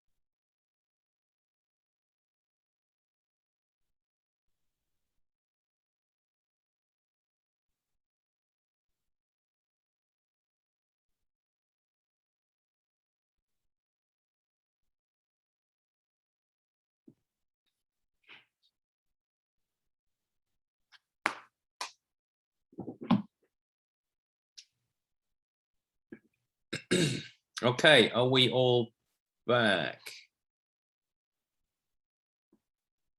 You can turn your cameras on briefly so I can see you there. Good. Okay, and just let Mauricio back in.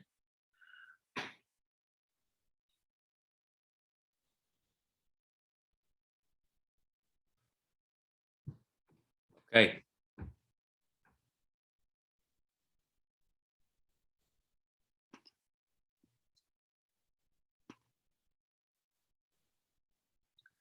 Super. Okay, so we're all back. Right. Okay, let's press on because I know it's a Friday. Mauricia, I think you're next. I think you are next. Okay. Right. Oh, sorry. I'm sorry for this because I'm not going through it in order. It's a bit messy. Right, Mauricia, you wanted to talk about solar panels, the advantages of solar panels, solar energy, also about efficient infrastructure. That's what you guys are about, efficient infrastructure and innovation. So there were the three big things: solar, efficient infrastructure, and innovation. Would that be right?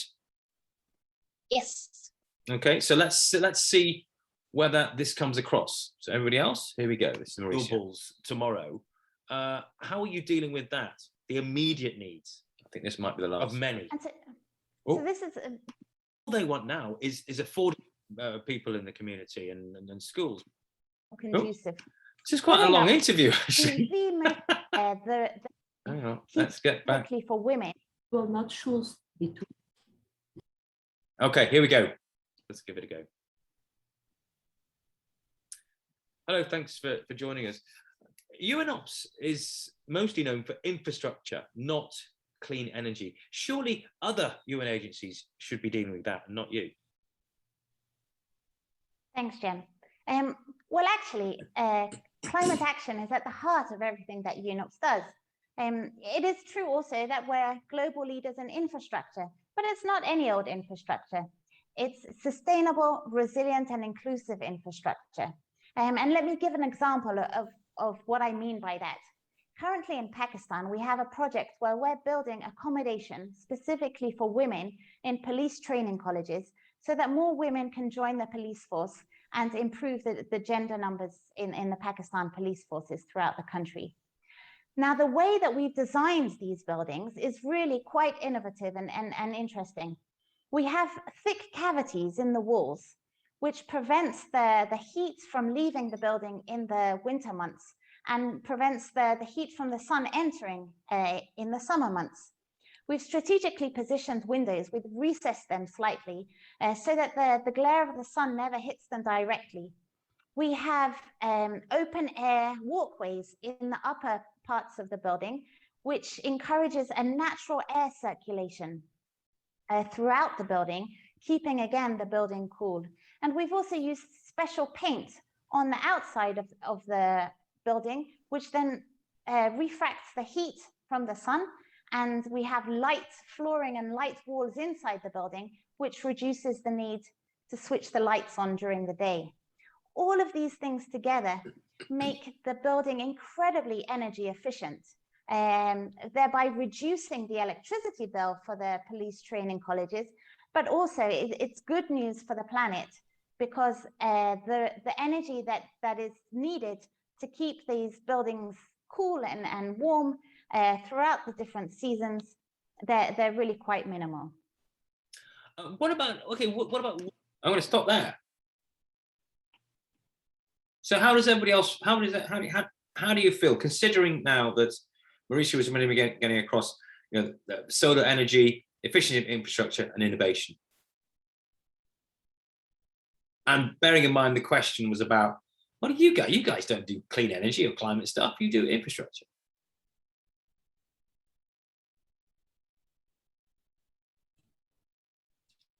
Well, if I may, frankly, I like very much the way she approached because she was kind of stating at first that this is what we do by relating that to infrastructure as well. And so then she made an example. Perhaps at the end she was a little bit long, But I personally, I like this, the way she addressed that and up front, and she made an exact example. So how to do that with savings as well.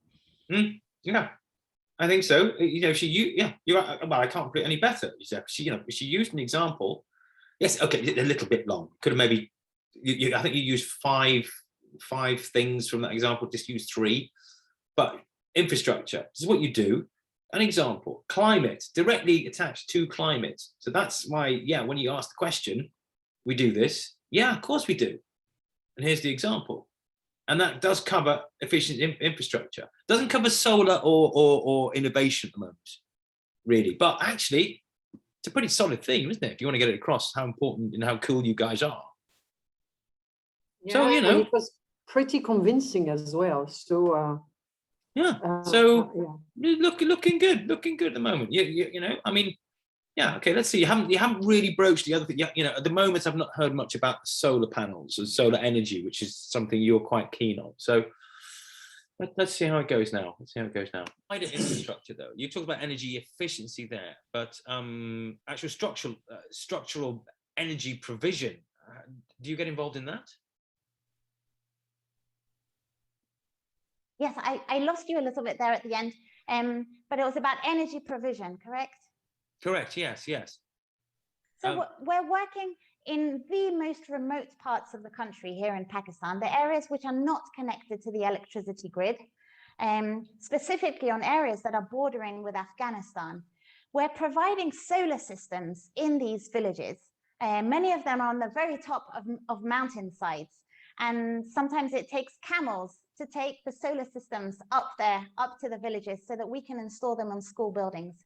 We're currently working in 1,240 primary and secondary school buildings, putting up solar systems which provide enough electricity, clean, green, renewable energy, to have lights in all the classrooms and fans inside all the classrooms, to make the learning environment far more conducive for the girls and boys, to help them to finish their studies. That's all good and well for certain people in the community and schools, but with energy prices across the world skyrocketing, I'm sure many people in the developing world, including Pakistan, all they want now is affordable energy today, not fancy renewables tomorrow. How are you dealing with that, the immediate needs of many? So this is very interesting in Pakistan at the moment. It's absolutely correct that fuel prices are spiking. But at the same time, the price for solar systems, for solar panels, is decreasing. We can buy a solar panel today for the same amount of money as we bought one 3 years ago. And yet now the solar panels, because of the technology, the improvements in technology, now that same solar panel can light 5 lights in a house, in a rural house, rather than 1 light that the same solar panel could light 3 years ago. So it's keeping track of these changes in the market, speaking with governments, speaking with communities, raising awareness, and increasing the capacity of local people to understand these things and to think about themselves, could there be another solution rather than using their diesel generator? Thank you very much for your time.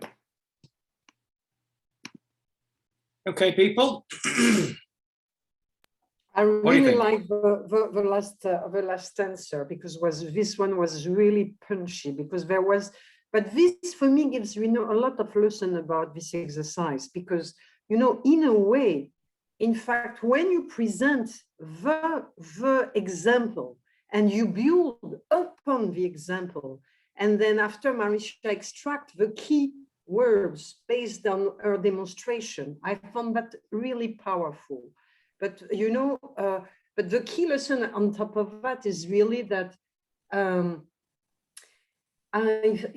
if it's a project, how do you say, not advocacy, but it's a project. It's really based on one project. On what you do. On what you do. It's yeah.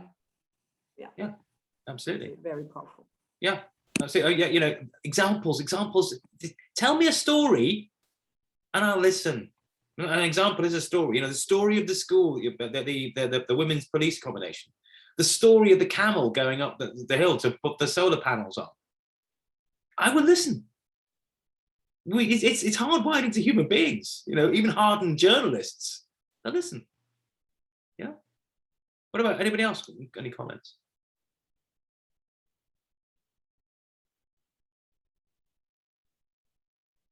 Okay. Right. Well, I got him. I thought it was pretty good. It was pretty good. Having gone through it the second time now, because I looked at them yesterday as well. You had two solid examples that you used. The second one was, the first one was about infrastructure and the climate. Yeah, dealing with my question, but also starting to service your themes. Second one was bang on about one of your themes about solar power. Yeah, and then the third one was also you got back to solar power as well. Great. Innovation didn't come out too loudly, even though you started hinting at it at the end as well. But it's always the way you put things across, say examples. Painting a picture, you paint a picture of the camels going up the hill. Absolutely. You use threes. Sustainable, resilient, inclusive projects. Yeah. Clean, green, renewable energy. Yeah. You had phrases that came out. Yeah. You gave me some data, some hard data, 1,240 schools that you're working with. Wow, really? Yeah. Solar powers, solar energy, it's becoming cheaper. Yeah. Whereas we needed 5 lights before, we only need 1 now. I can't remember how but you used an analogy. It is like, yeah, this is how I explain the costs of solar energy. So it's pretty good. And this is from Mauricia, who has to write a name down on a piece of paper in case she forgets it in public. No, that's a bit harsh. Yeah. But Mauricia, what did you think? Now you've seen it again, and can be more reflective on it.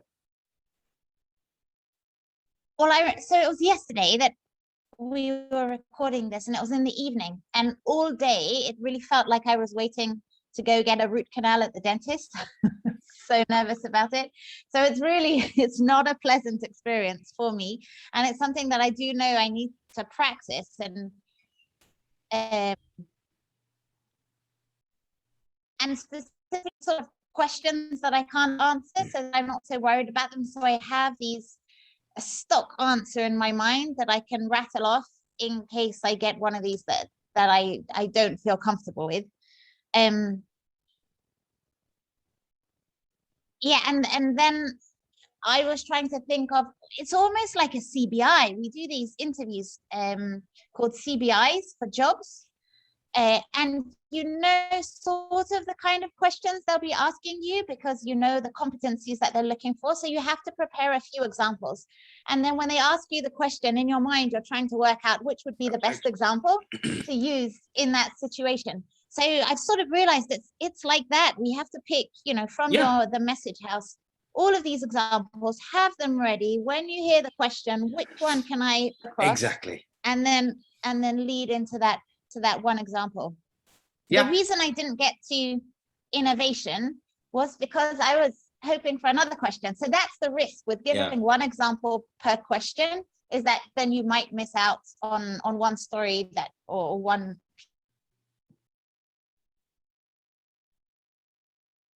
Oh, I think we might have lost her. Just frozen mid. Yeah, but that's that CBI thing. Yeah, you've got all this stuff that's in your message house. Yeah, select it judiciously to based upon the question that's coming in. Deal with the question, lead on to the example. Yeah. Yeah, leaving it. I want to get innovation in, but I left it too late. Yeah, you could have. With a bit of practice, you could have actually got innovation wrapped up in your previous answers as well. The camels going up the hill. Yeah, well, that's old-fashioned stuff, but actually innovative stuff at the top of the hill with the most fantastic new engineered solar panels.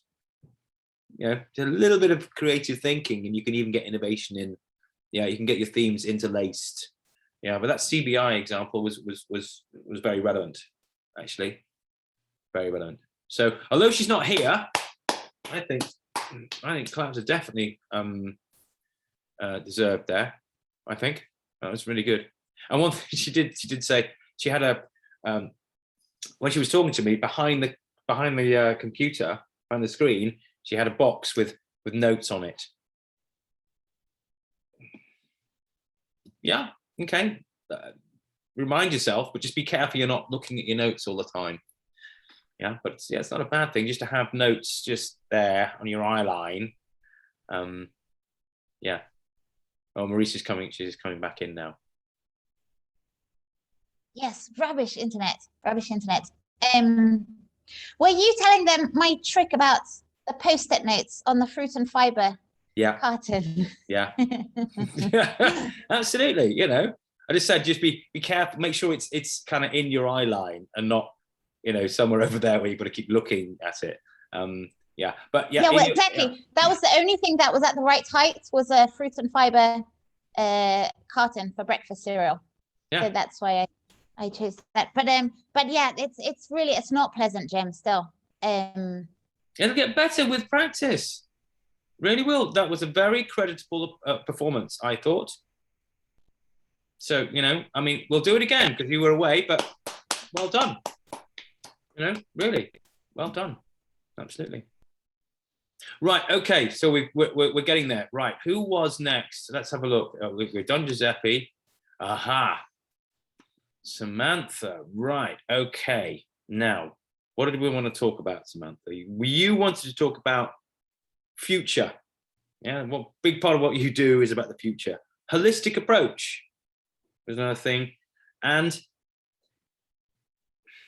infrastructure for protection. Wasn't it? Protection, yeah. Can you just remind us of that one, that theme? This was just about the fact that climate is also about protecting the people from climate now, not just about looking towards the future. Yeah. Okay. Yeah. So it's a protective mechanism now and for the future. Okay. So those three themes. Okay. So let's have a listen. Let's just get to the right place. There we go. Here we go. Thank you for joining us. The challenges of climate change, the costs of dealing with them are going to be absolutely astronomical. Governments can't pay for this, nor can intergovernmental organizations. So you are not coming here saying, we need money. Well, it's kind of pointless, really. We can't afford it. It's true that energy is a critical component for most economies, and therefore this is a real concern. So, you know, I appreciate your question, Jen, but there's no reason to assume that building big fossil fuel facilities like we have in the past is going to get us to the solution any faster. We, you know, we build renewable energy sources. We can build networked energy solutions just as quickly, possibly with less expense than we have in the past. And we need to focus on the future. The climate change is going to impact everyone, and so we can't afford to get it wrong, to invest poorly in past solutions that aren't resilient to what is going to come in the future. And to give you an idea of one of the projects that we did, we built 98 solar panel facilities across rural Sierra Leone, which were servicing health clinics across the country in these rural areas, which means that they actually had refrigeration for vaccines, they had lights for doing surgeries at night. And that was, that was decentralized energy solutions that were rolled out in a very short period of time, non-fossil fuel solution. Okay, but surely the issue is right now in terms of costs is that the energy prices are soaring across the world, and many people in the places where you work can't afford what they could afford a few weeks ago, and surely the people, the beneficiaries you often talk about, they would rather have affordable energy today than fancy green renewable energy tomorrow. So how do you square that circle? That's right, Jeb. That is what they would like, and I think that it comes back to what I said before. Actually, when fossil fuel plants or some of these other traditional energy sources are constructed, they are still often unaffordable for the people that actually need them. And being able to construct things that are more at the local level, that rely on basically, you know, solar energy is almost free, except for the equipment that actually captures it. This is actually going to create more affordable solutions in the long run, and actually in the short term as well. Thank you very much for your time. Okay, future. Yeah, UNOP's a big part of the future. It's in our DNA. Holistic approach, that's what we do.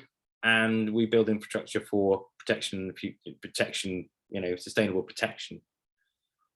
What did you get? What people out there, people of the world who are listening in, watching, what did you get? Yeah, if I may, I think the general message at the end, in the long run, as she said, is there. Sort of responsibility. If we work on them, we will get it.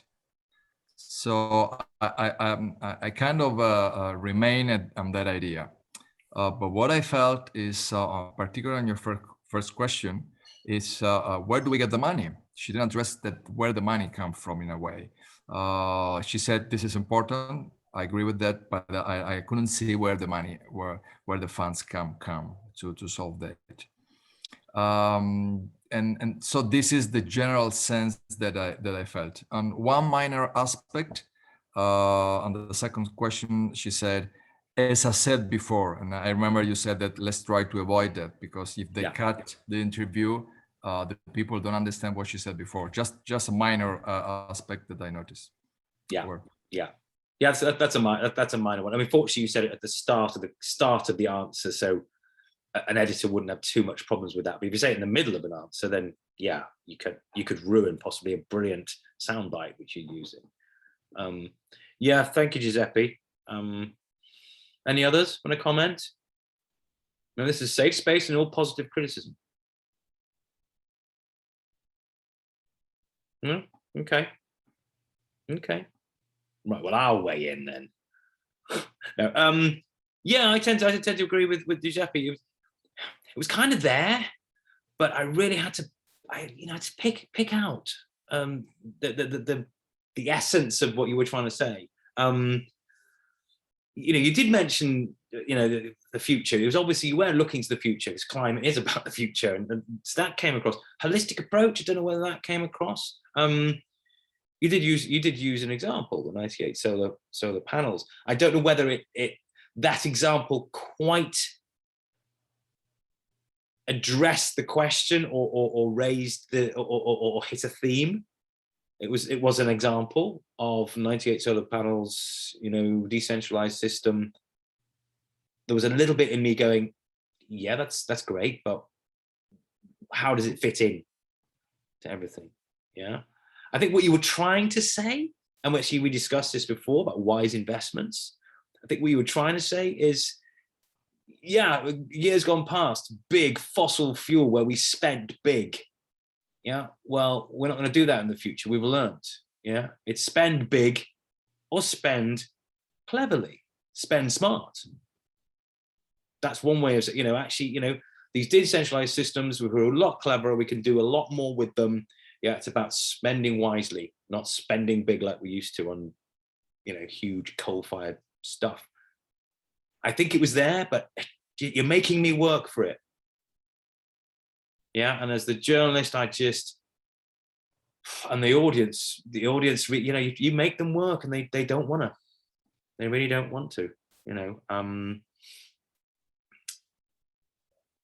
So yeah, so it was there. It just now needs that little bit of, quite a bit of polish and that preparation. Yeah. The question about it's going to cost too much. I mean, that's basically it. Spend big or spend clever. That's what we used to do. This is what we're going to do now. Yeah. And also that thing about it may cost a lot, but the alternative is even more costly.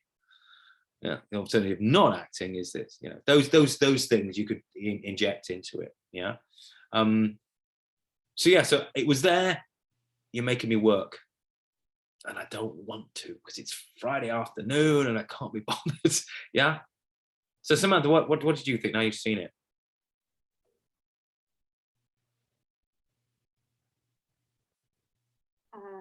Yeah, no, it was. It comes back to. I can't hear you, I'm afraid. Can you hear me now? Hardly. How about now? Yeah, it's good. Yeah.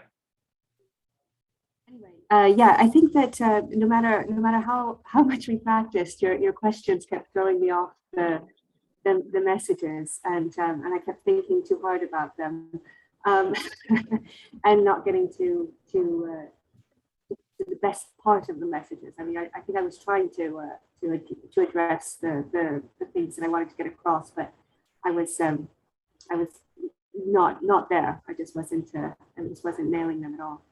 Yeah, I think that was obvious. In don't only you prepared fully, but also we did a little bit of net practice, like I did for everybody.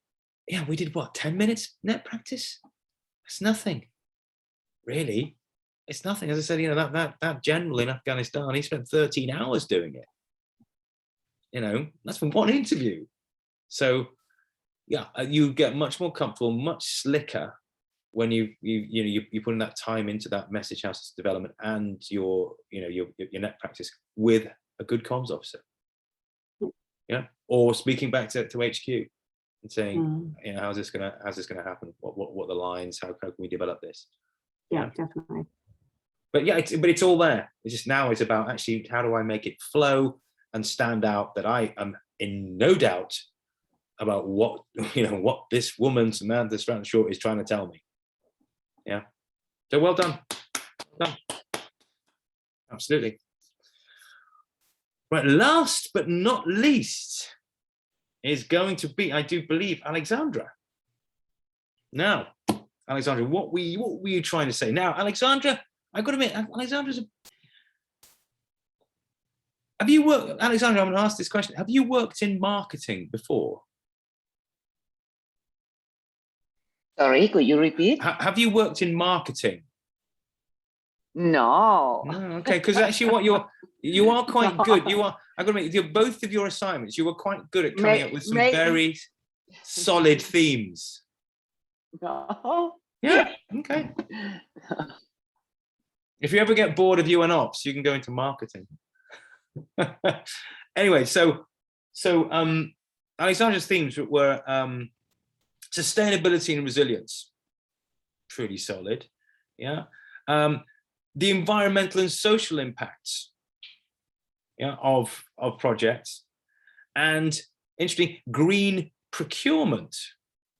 Yeah, not just being green in our projects, but actually everything we do in terms of what we're buying, from what we buy in the office to what we buy for our projects, having huge green credentials.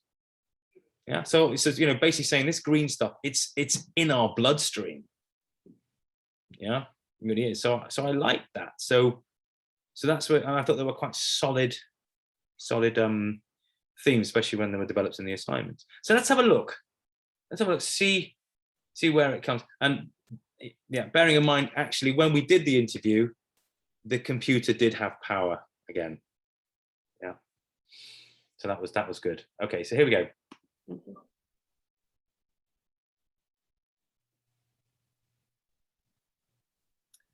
Alexandra from UNOps, a simple question. Why is UNOps so expensive?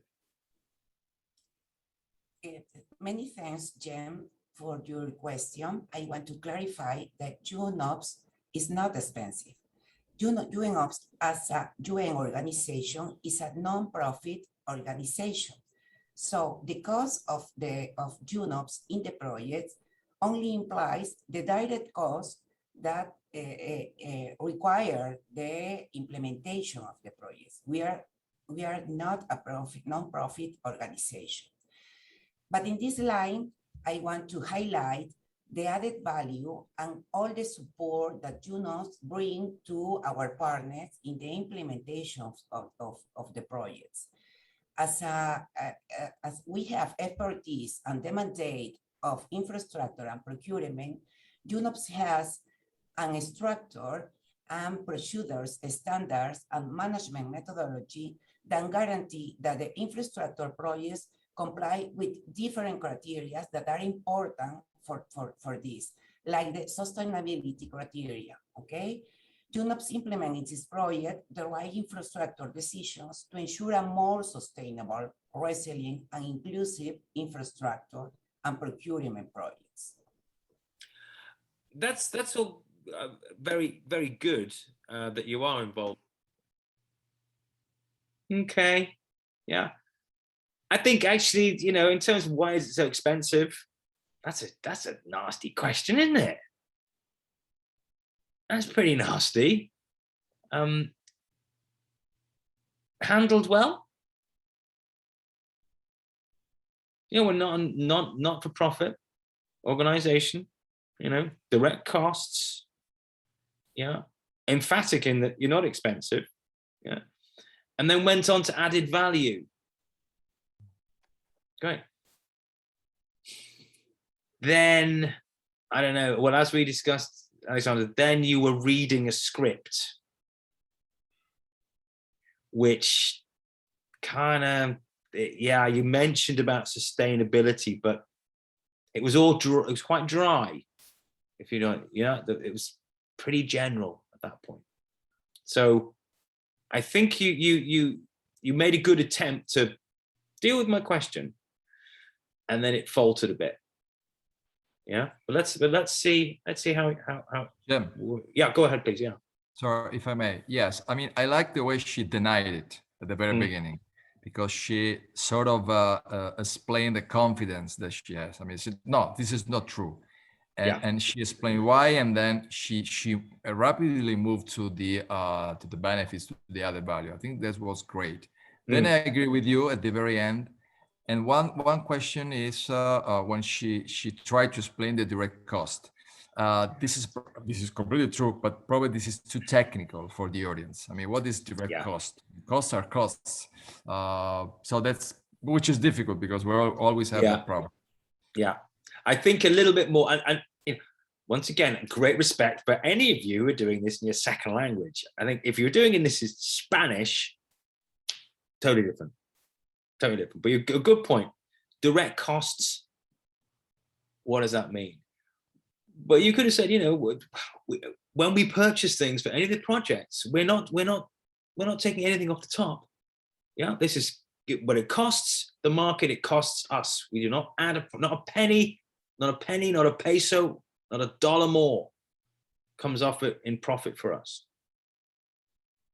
I don't need to know technically what direct cost is. Then I kind of know that, you know, you're not fleecing off a load of money when you buy stuff. Yeah. So yes, I think maybe you could have been a little bit more, Alexander, a little bit more creative in explaining direct costs. Yeah. But the point being, once again, I think once you'd bridged quite nicely, value added, yeah, that's looking good. Then it went a bit off, because you were reading something quite dry and official. But let's see how we went from there then.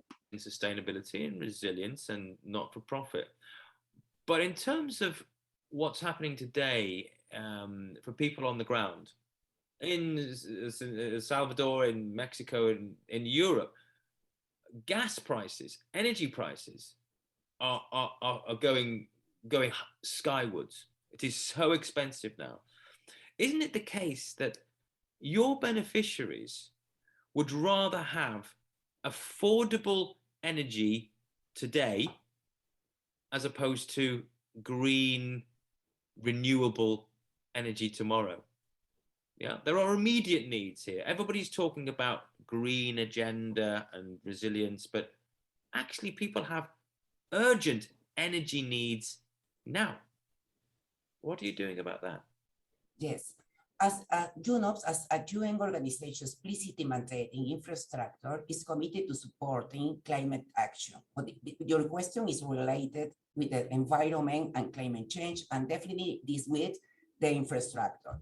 So UNOPS work to help the countries establish a vision for their future infrastructure, okay? UNOPS has procedures, standards and management methodology to guarantee that the infrastructure comply with sustainable criteria. They range from the designs to the construction works with a perspective on the sustainability of the operation. For example, in El Salvador, we recently have implemented a work of a hospital that has been implemented with these criteria for its design, considered energy saving criteria, such as the inclusion, for example, the solar panels, the technical specifications on the work and the equipment criteria that reduce the excess of the energy. And this is not only has an impact on the environment, but also on the operation costs of the hospital and reducing this cost. Like this, UNOPS at global level has many more projects under these standards. And with this, our partners and the governments are achieving a better value for the money, reducing costs in the operation, and have more with less. I have one final question, Alexandra. What did you have for breakfast? Could you repeat the question? What did you have for breakfast? Breakfast.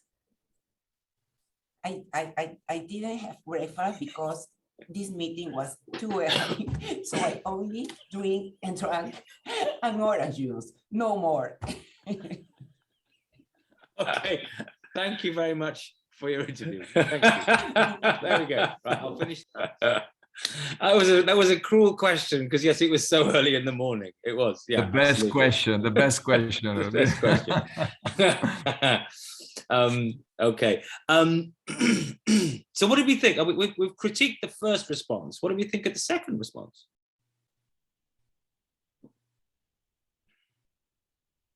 Bearing in mind, you know, she wanted to talk about sustainability and resilience. That was a key theme, and environmental and social impacts.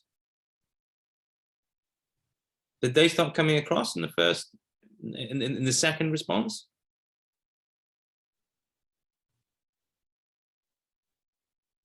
I mean, I think they were there. You know, started talking about the hospital, solar panels in the hospital, all that great stuff. Yeah, so it was there. And once again, in Spanish, it would just come out so much easier, obviously. But didn't really address my question. My question really, what about critical needs now? You know, you're on about, you know, sustainability and resilience and future and stuff. And I was basically trying to divert you from that. So what are you doing for the people right now regarding their energy needs? And I think, Alexandra, you didn't really attack that. You went straight to message. Yeah. So it's a bit like Brendan. Yeah. You had your first response, the response to my first question, which was a pretty nasty one. You answered well, but then you didn't really message. The response to my second question, you just ignored the question really and went straight to message. Yeah. So if you put both of them together, then it works. Yeah. But you can't afford to do that.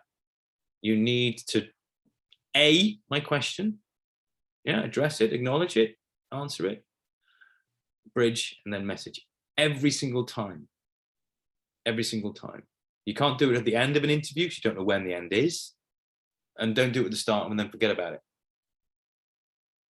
Yeah. So Alexandra, what did you think? Okay.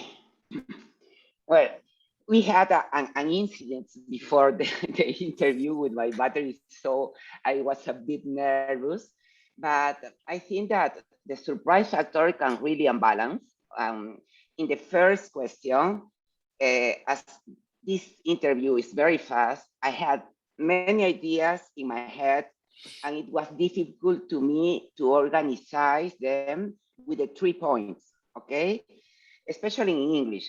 But I think that I tried to answer with my first idea, and I got distracted for the bottom of the question. And I cannot explain well the added value and the results that UNOPS achieve to justify the question of that we are expensive. So I think that I fell short in the answer. Maybe if I put the example of the prior interview that I mentioned, that we had a project in Guatemala with a budget of 200 millions, and we made savings of 100 millions. So that's it. That's the added value, because it has relation. This amount has relation with cost of UNOPS. Okay, so I think that I fell short in this in the first.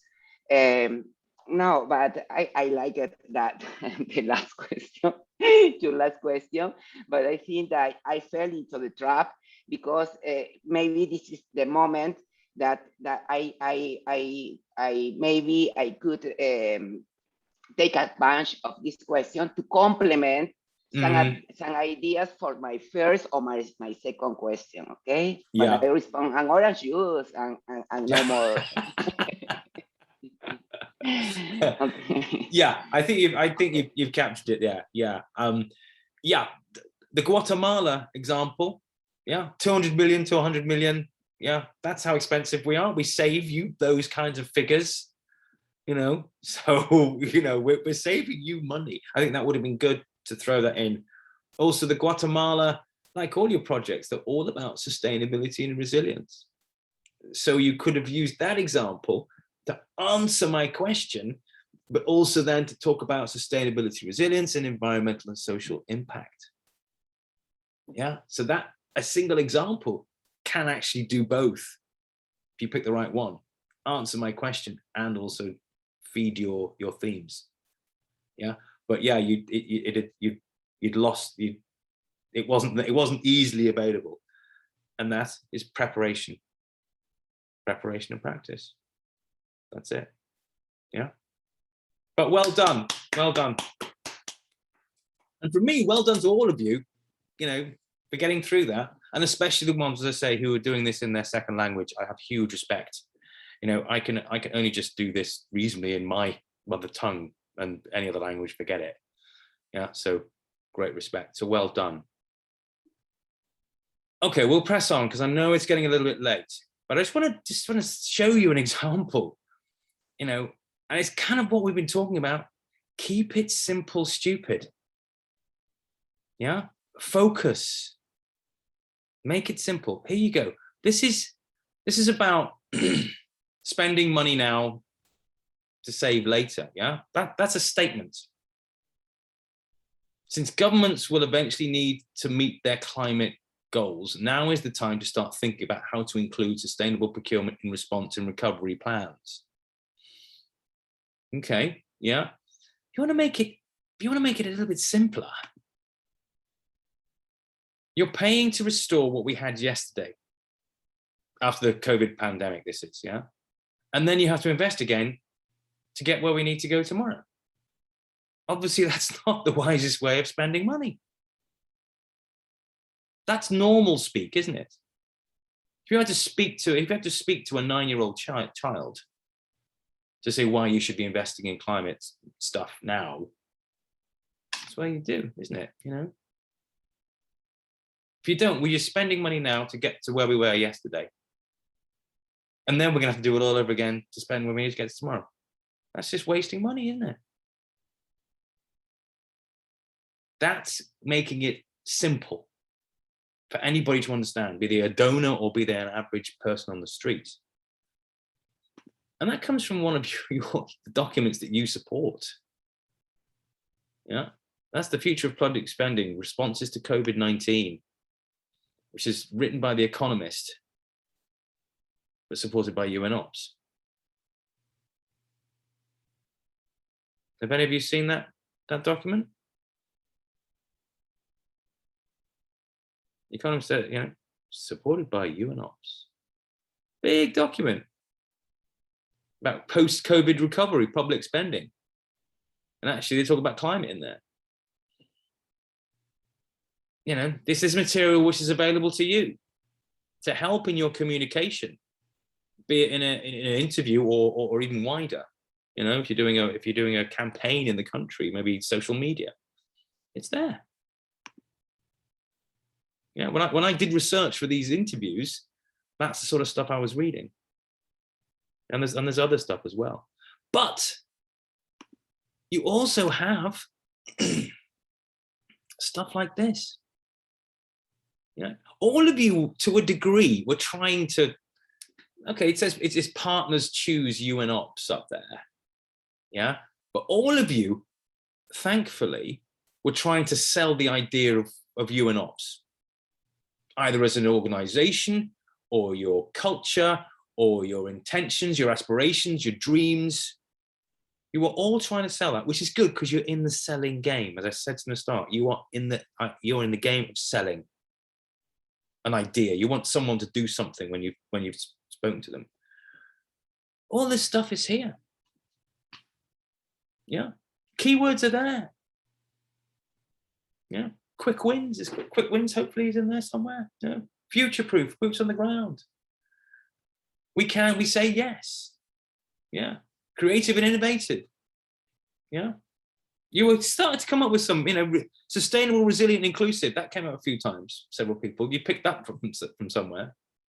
Yeah, but there are lots of resources. Did anybody talk about S3I? Never heard it. Don't know what it is. Well, I do, but you know, is it something you could use? Evidence-based quality and resilience. There's stuff there. This has all been done by your communications group. Yeah, all those resources. Do I need to go to them now? Yeah, they're there, but the communication group has them. Use that, you know, that brain power that's already been expended, yeah, by your comms group. They've got lots of ways that can help you come up with a slick boom, boom, boom, boom, boom, yeah, and your comms officer as well. Okay. So we're coming to the end. There are two elements which, well, one of them I'm not going to cover because actually it's more, there are two elements which I'm not going to cover in any detail because these are actually for your press officers, your comms officers. But there is the aspect of press releases. How many of you write press releases?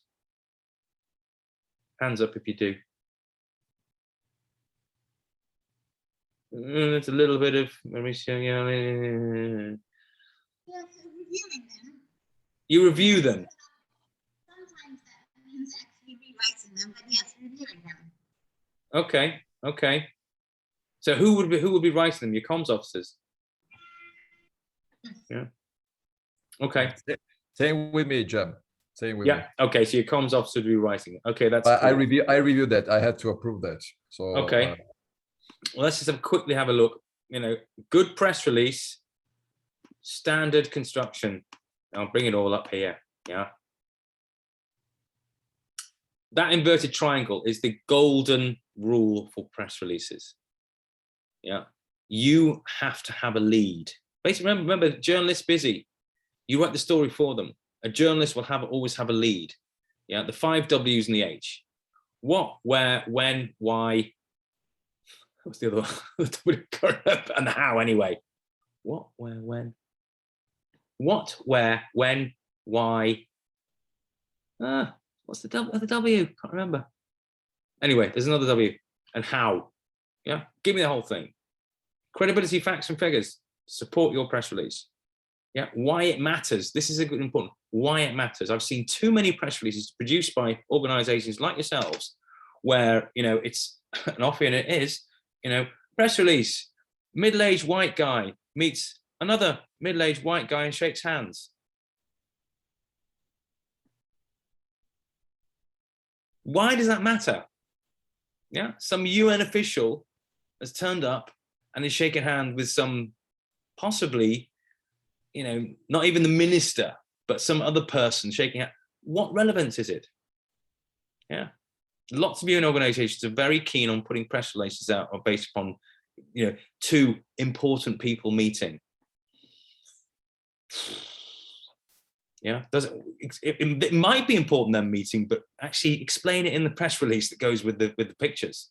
Yeah, good quotes, yeah, preferably from you or from someone else in the organization, and contact details and notes to editors. They should all be in any press release. But what I'm saying is, you know, if your comms officer is worth their salt, they will know this, the inverted triangle of the press release. But that's what you want to make sure. Yeah, does it do the job for the journalist? Do they have to read to the, you know, the 10th line to try and understand what the hell is this? Yeah, because some journalists, especially the internationals, they're just too busy, and they get lots of press releases. Yeah, if you don't capture them quickly and explain exactly what this is about, they will hit delete. So it normally is coming through by email now anyway. Okay, so I'm not going to do any more on press releases because actually this is for your comms officer, but that's the sort of thing you're looking for. Yeah, is the journalist going to pick this up? Does it make life easy for them? Yeah, you got to do it pretty quickly. The other element is press conferences. How many of you have held a press conference? Why not? They're great. Yeah, but there are more for humanitarian agencies. I mean, I don't, maybe sometimes. The launch of a project? Yes, this for sure, but not organizing the press conference, but participating, yes.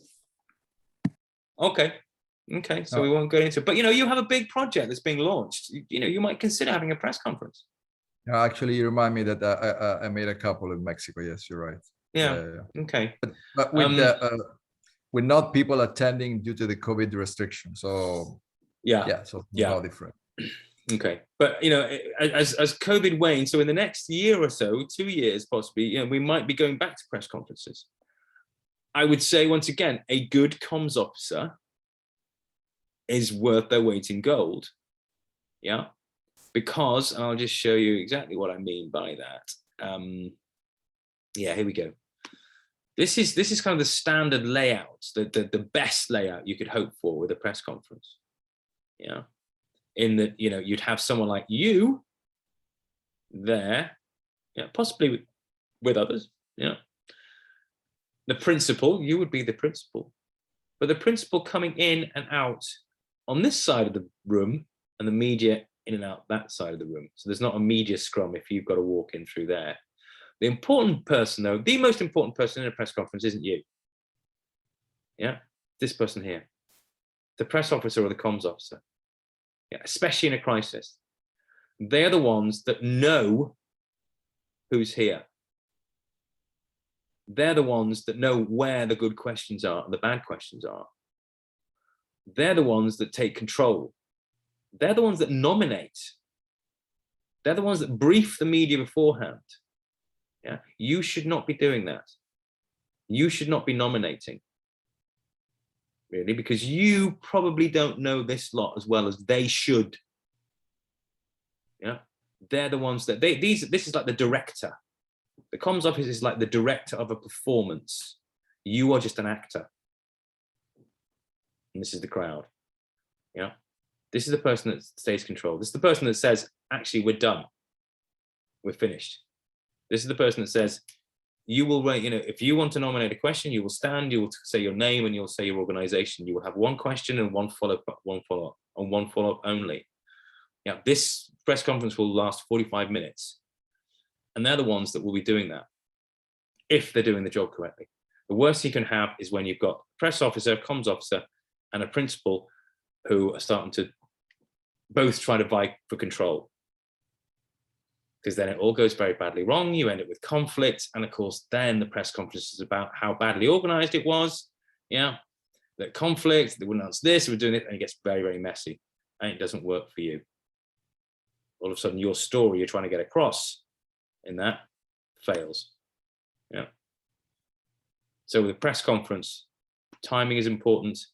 Don't be surprised if the press come and go. Stay in control, and that control is your press officer, your comms officer, who will try and stick to a timeline. And yeah, quit while you're ahead. That's always a good one. Yeah. When things are going well, you've got some good questions out. It's all sort, you know, that everybody don't hang around going, hey, this is great. Any more questions? Because that's when that killer question comes. And you start deviating away from the format and the themes that you're working with. Okay. And say 1 point of control, your comms officer. Okay.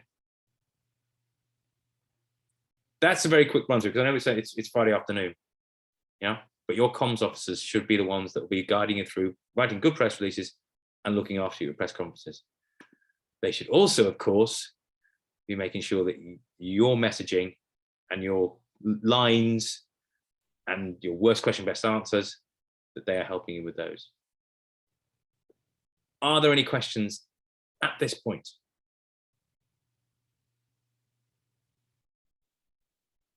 Didn't think so. It's Friday afternoon, isn't it? Okay, well, I'm about to let you go. Few next steps though. Post-training survey. Okay.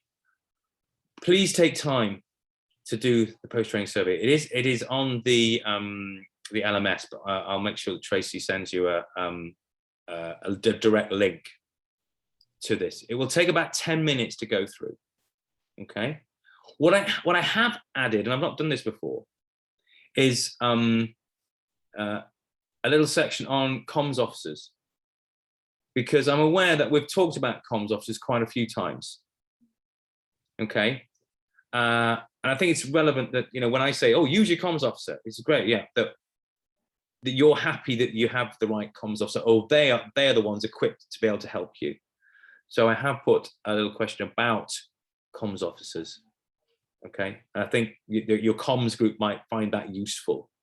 You know, because some comms officers, yeah, I've got a comms officer. What do they do? Though they do Twitter. What else do they do? Well, they do Twitter pretty well.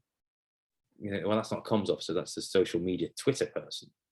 Yeah. So if you could look at that, that would be great as well. But please do the post-training survey, because if you do post-training surveys, you get certificates. Yay! And they are Chartered Institute of Public Relations accredited as well. So if you want to go into public relations, you can. Sorry?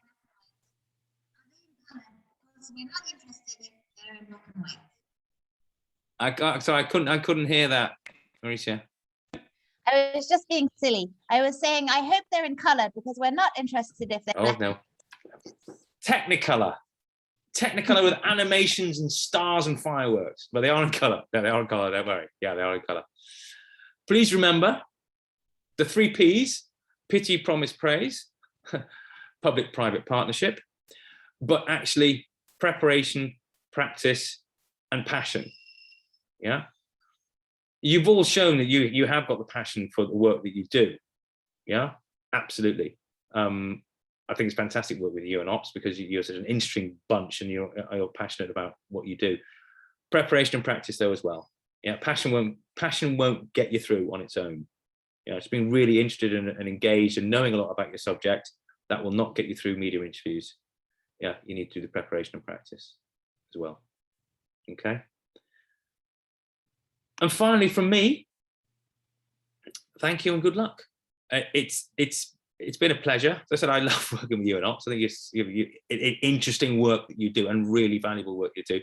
And the people that like yourselves I work with, I think it's great. I love it, and I learn so much in this as well. I have the luxury of learning more every time I do these things. So thank you very much for your engagement. It makes life so much easier for me when you are engaged in the process, and you all have been. So thank you very, very much as well. And I wish you good luck in all your future media endeavors. Thank you, Jem. Very you, helpful. Jem. Thanks for Thank you everything. very much, Jem. It was great. Thank you. Thank you. Jem. Enjoy your very weekend. much, Jem. Enjoy your weekend and good luck. Thank you. Thank Thanks you. to Renee as Thank well. Thanks, Thanks to everyone. Renee as well, Bye. Thanks, Yeah. colleagues. behind the scenes. Bye. Bye-bye. Okay, great. Thanks a lot. Bye. Bye.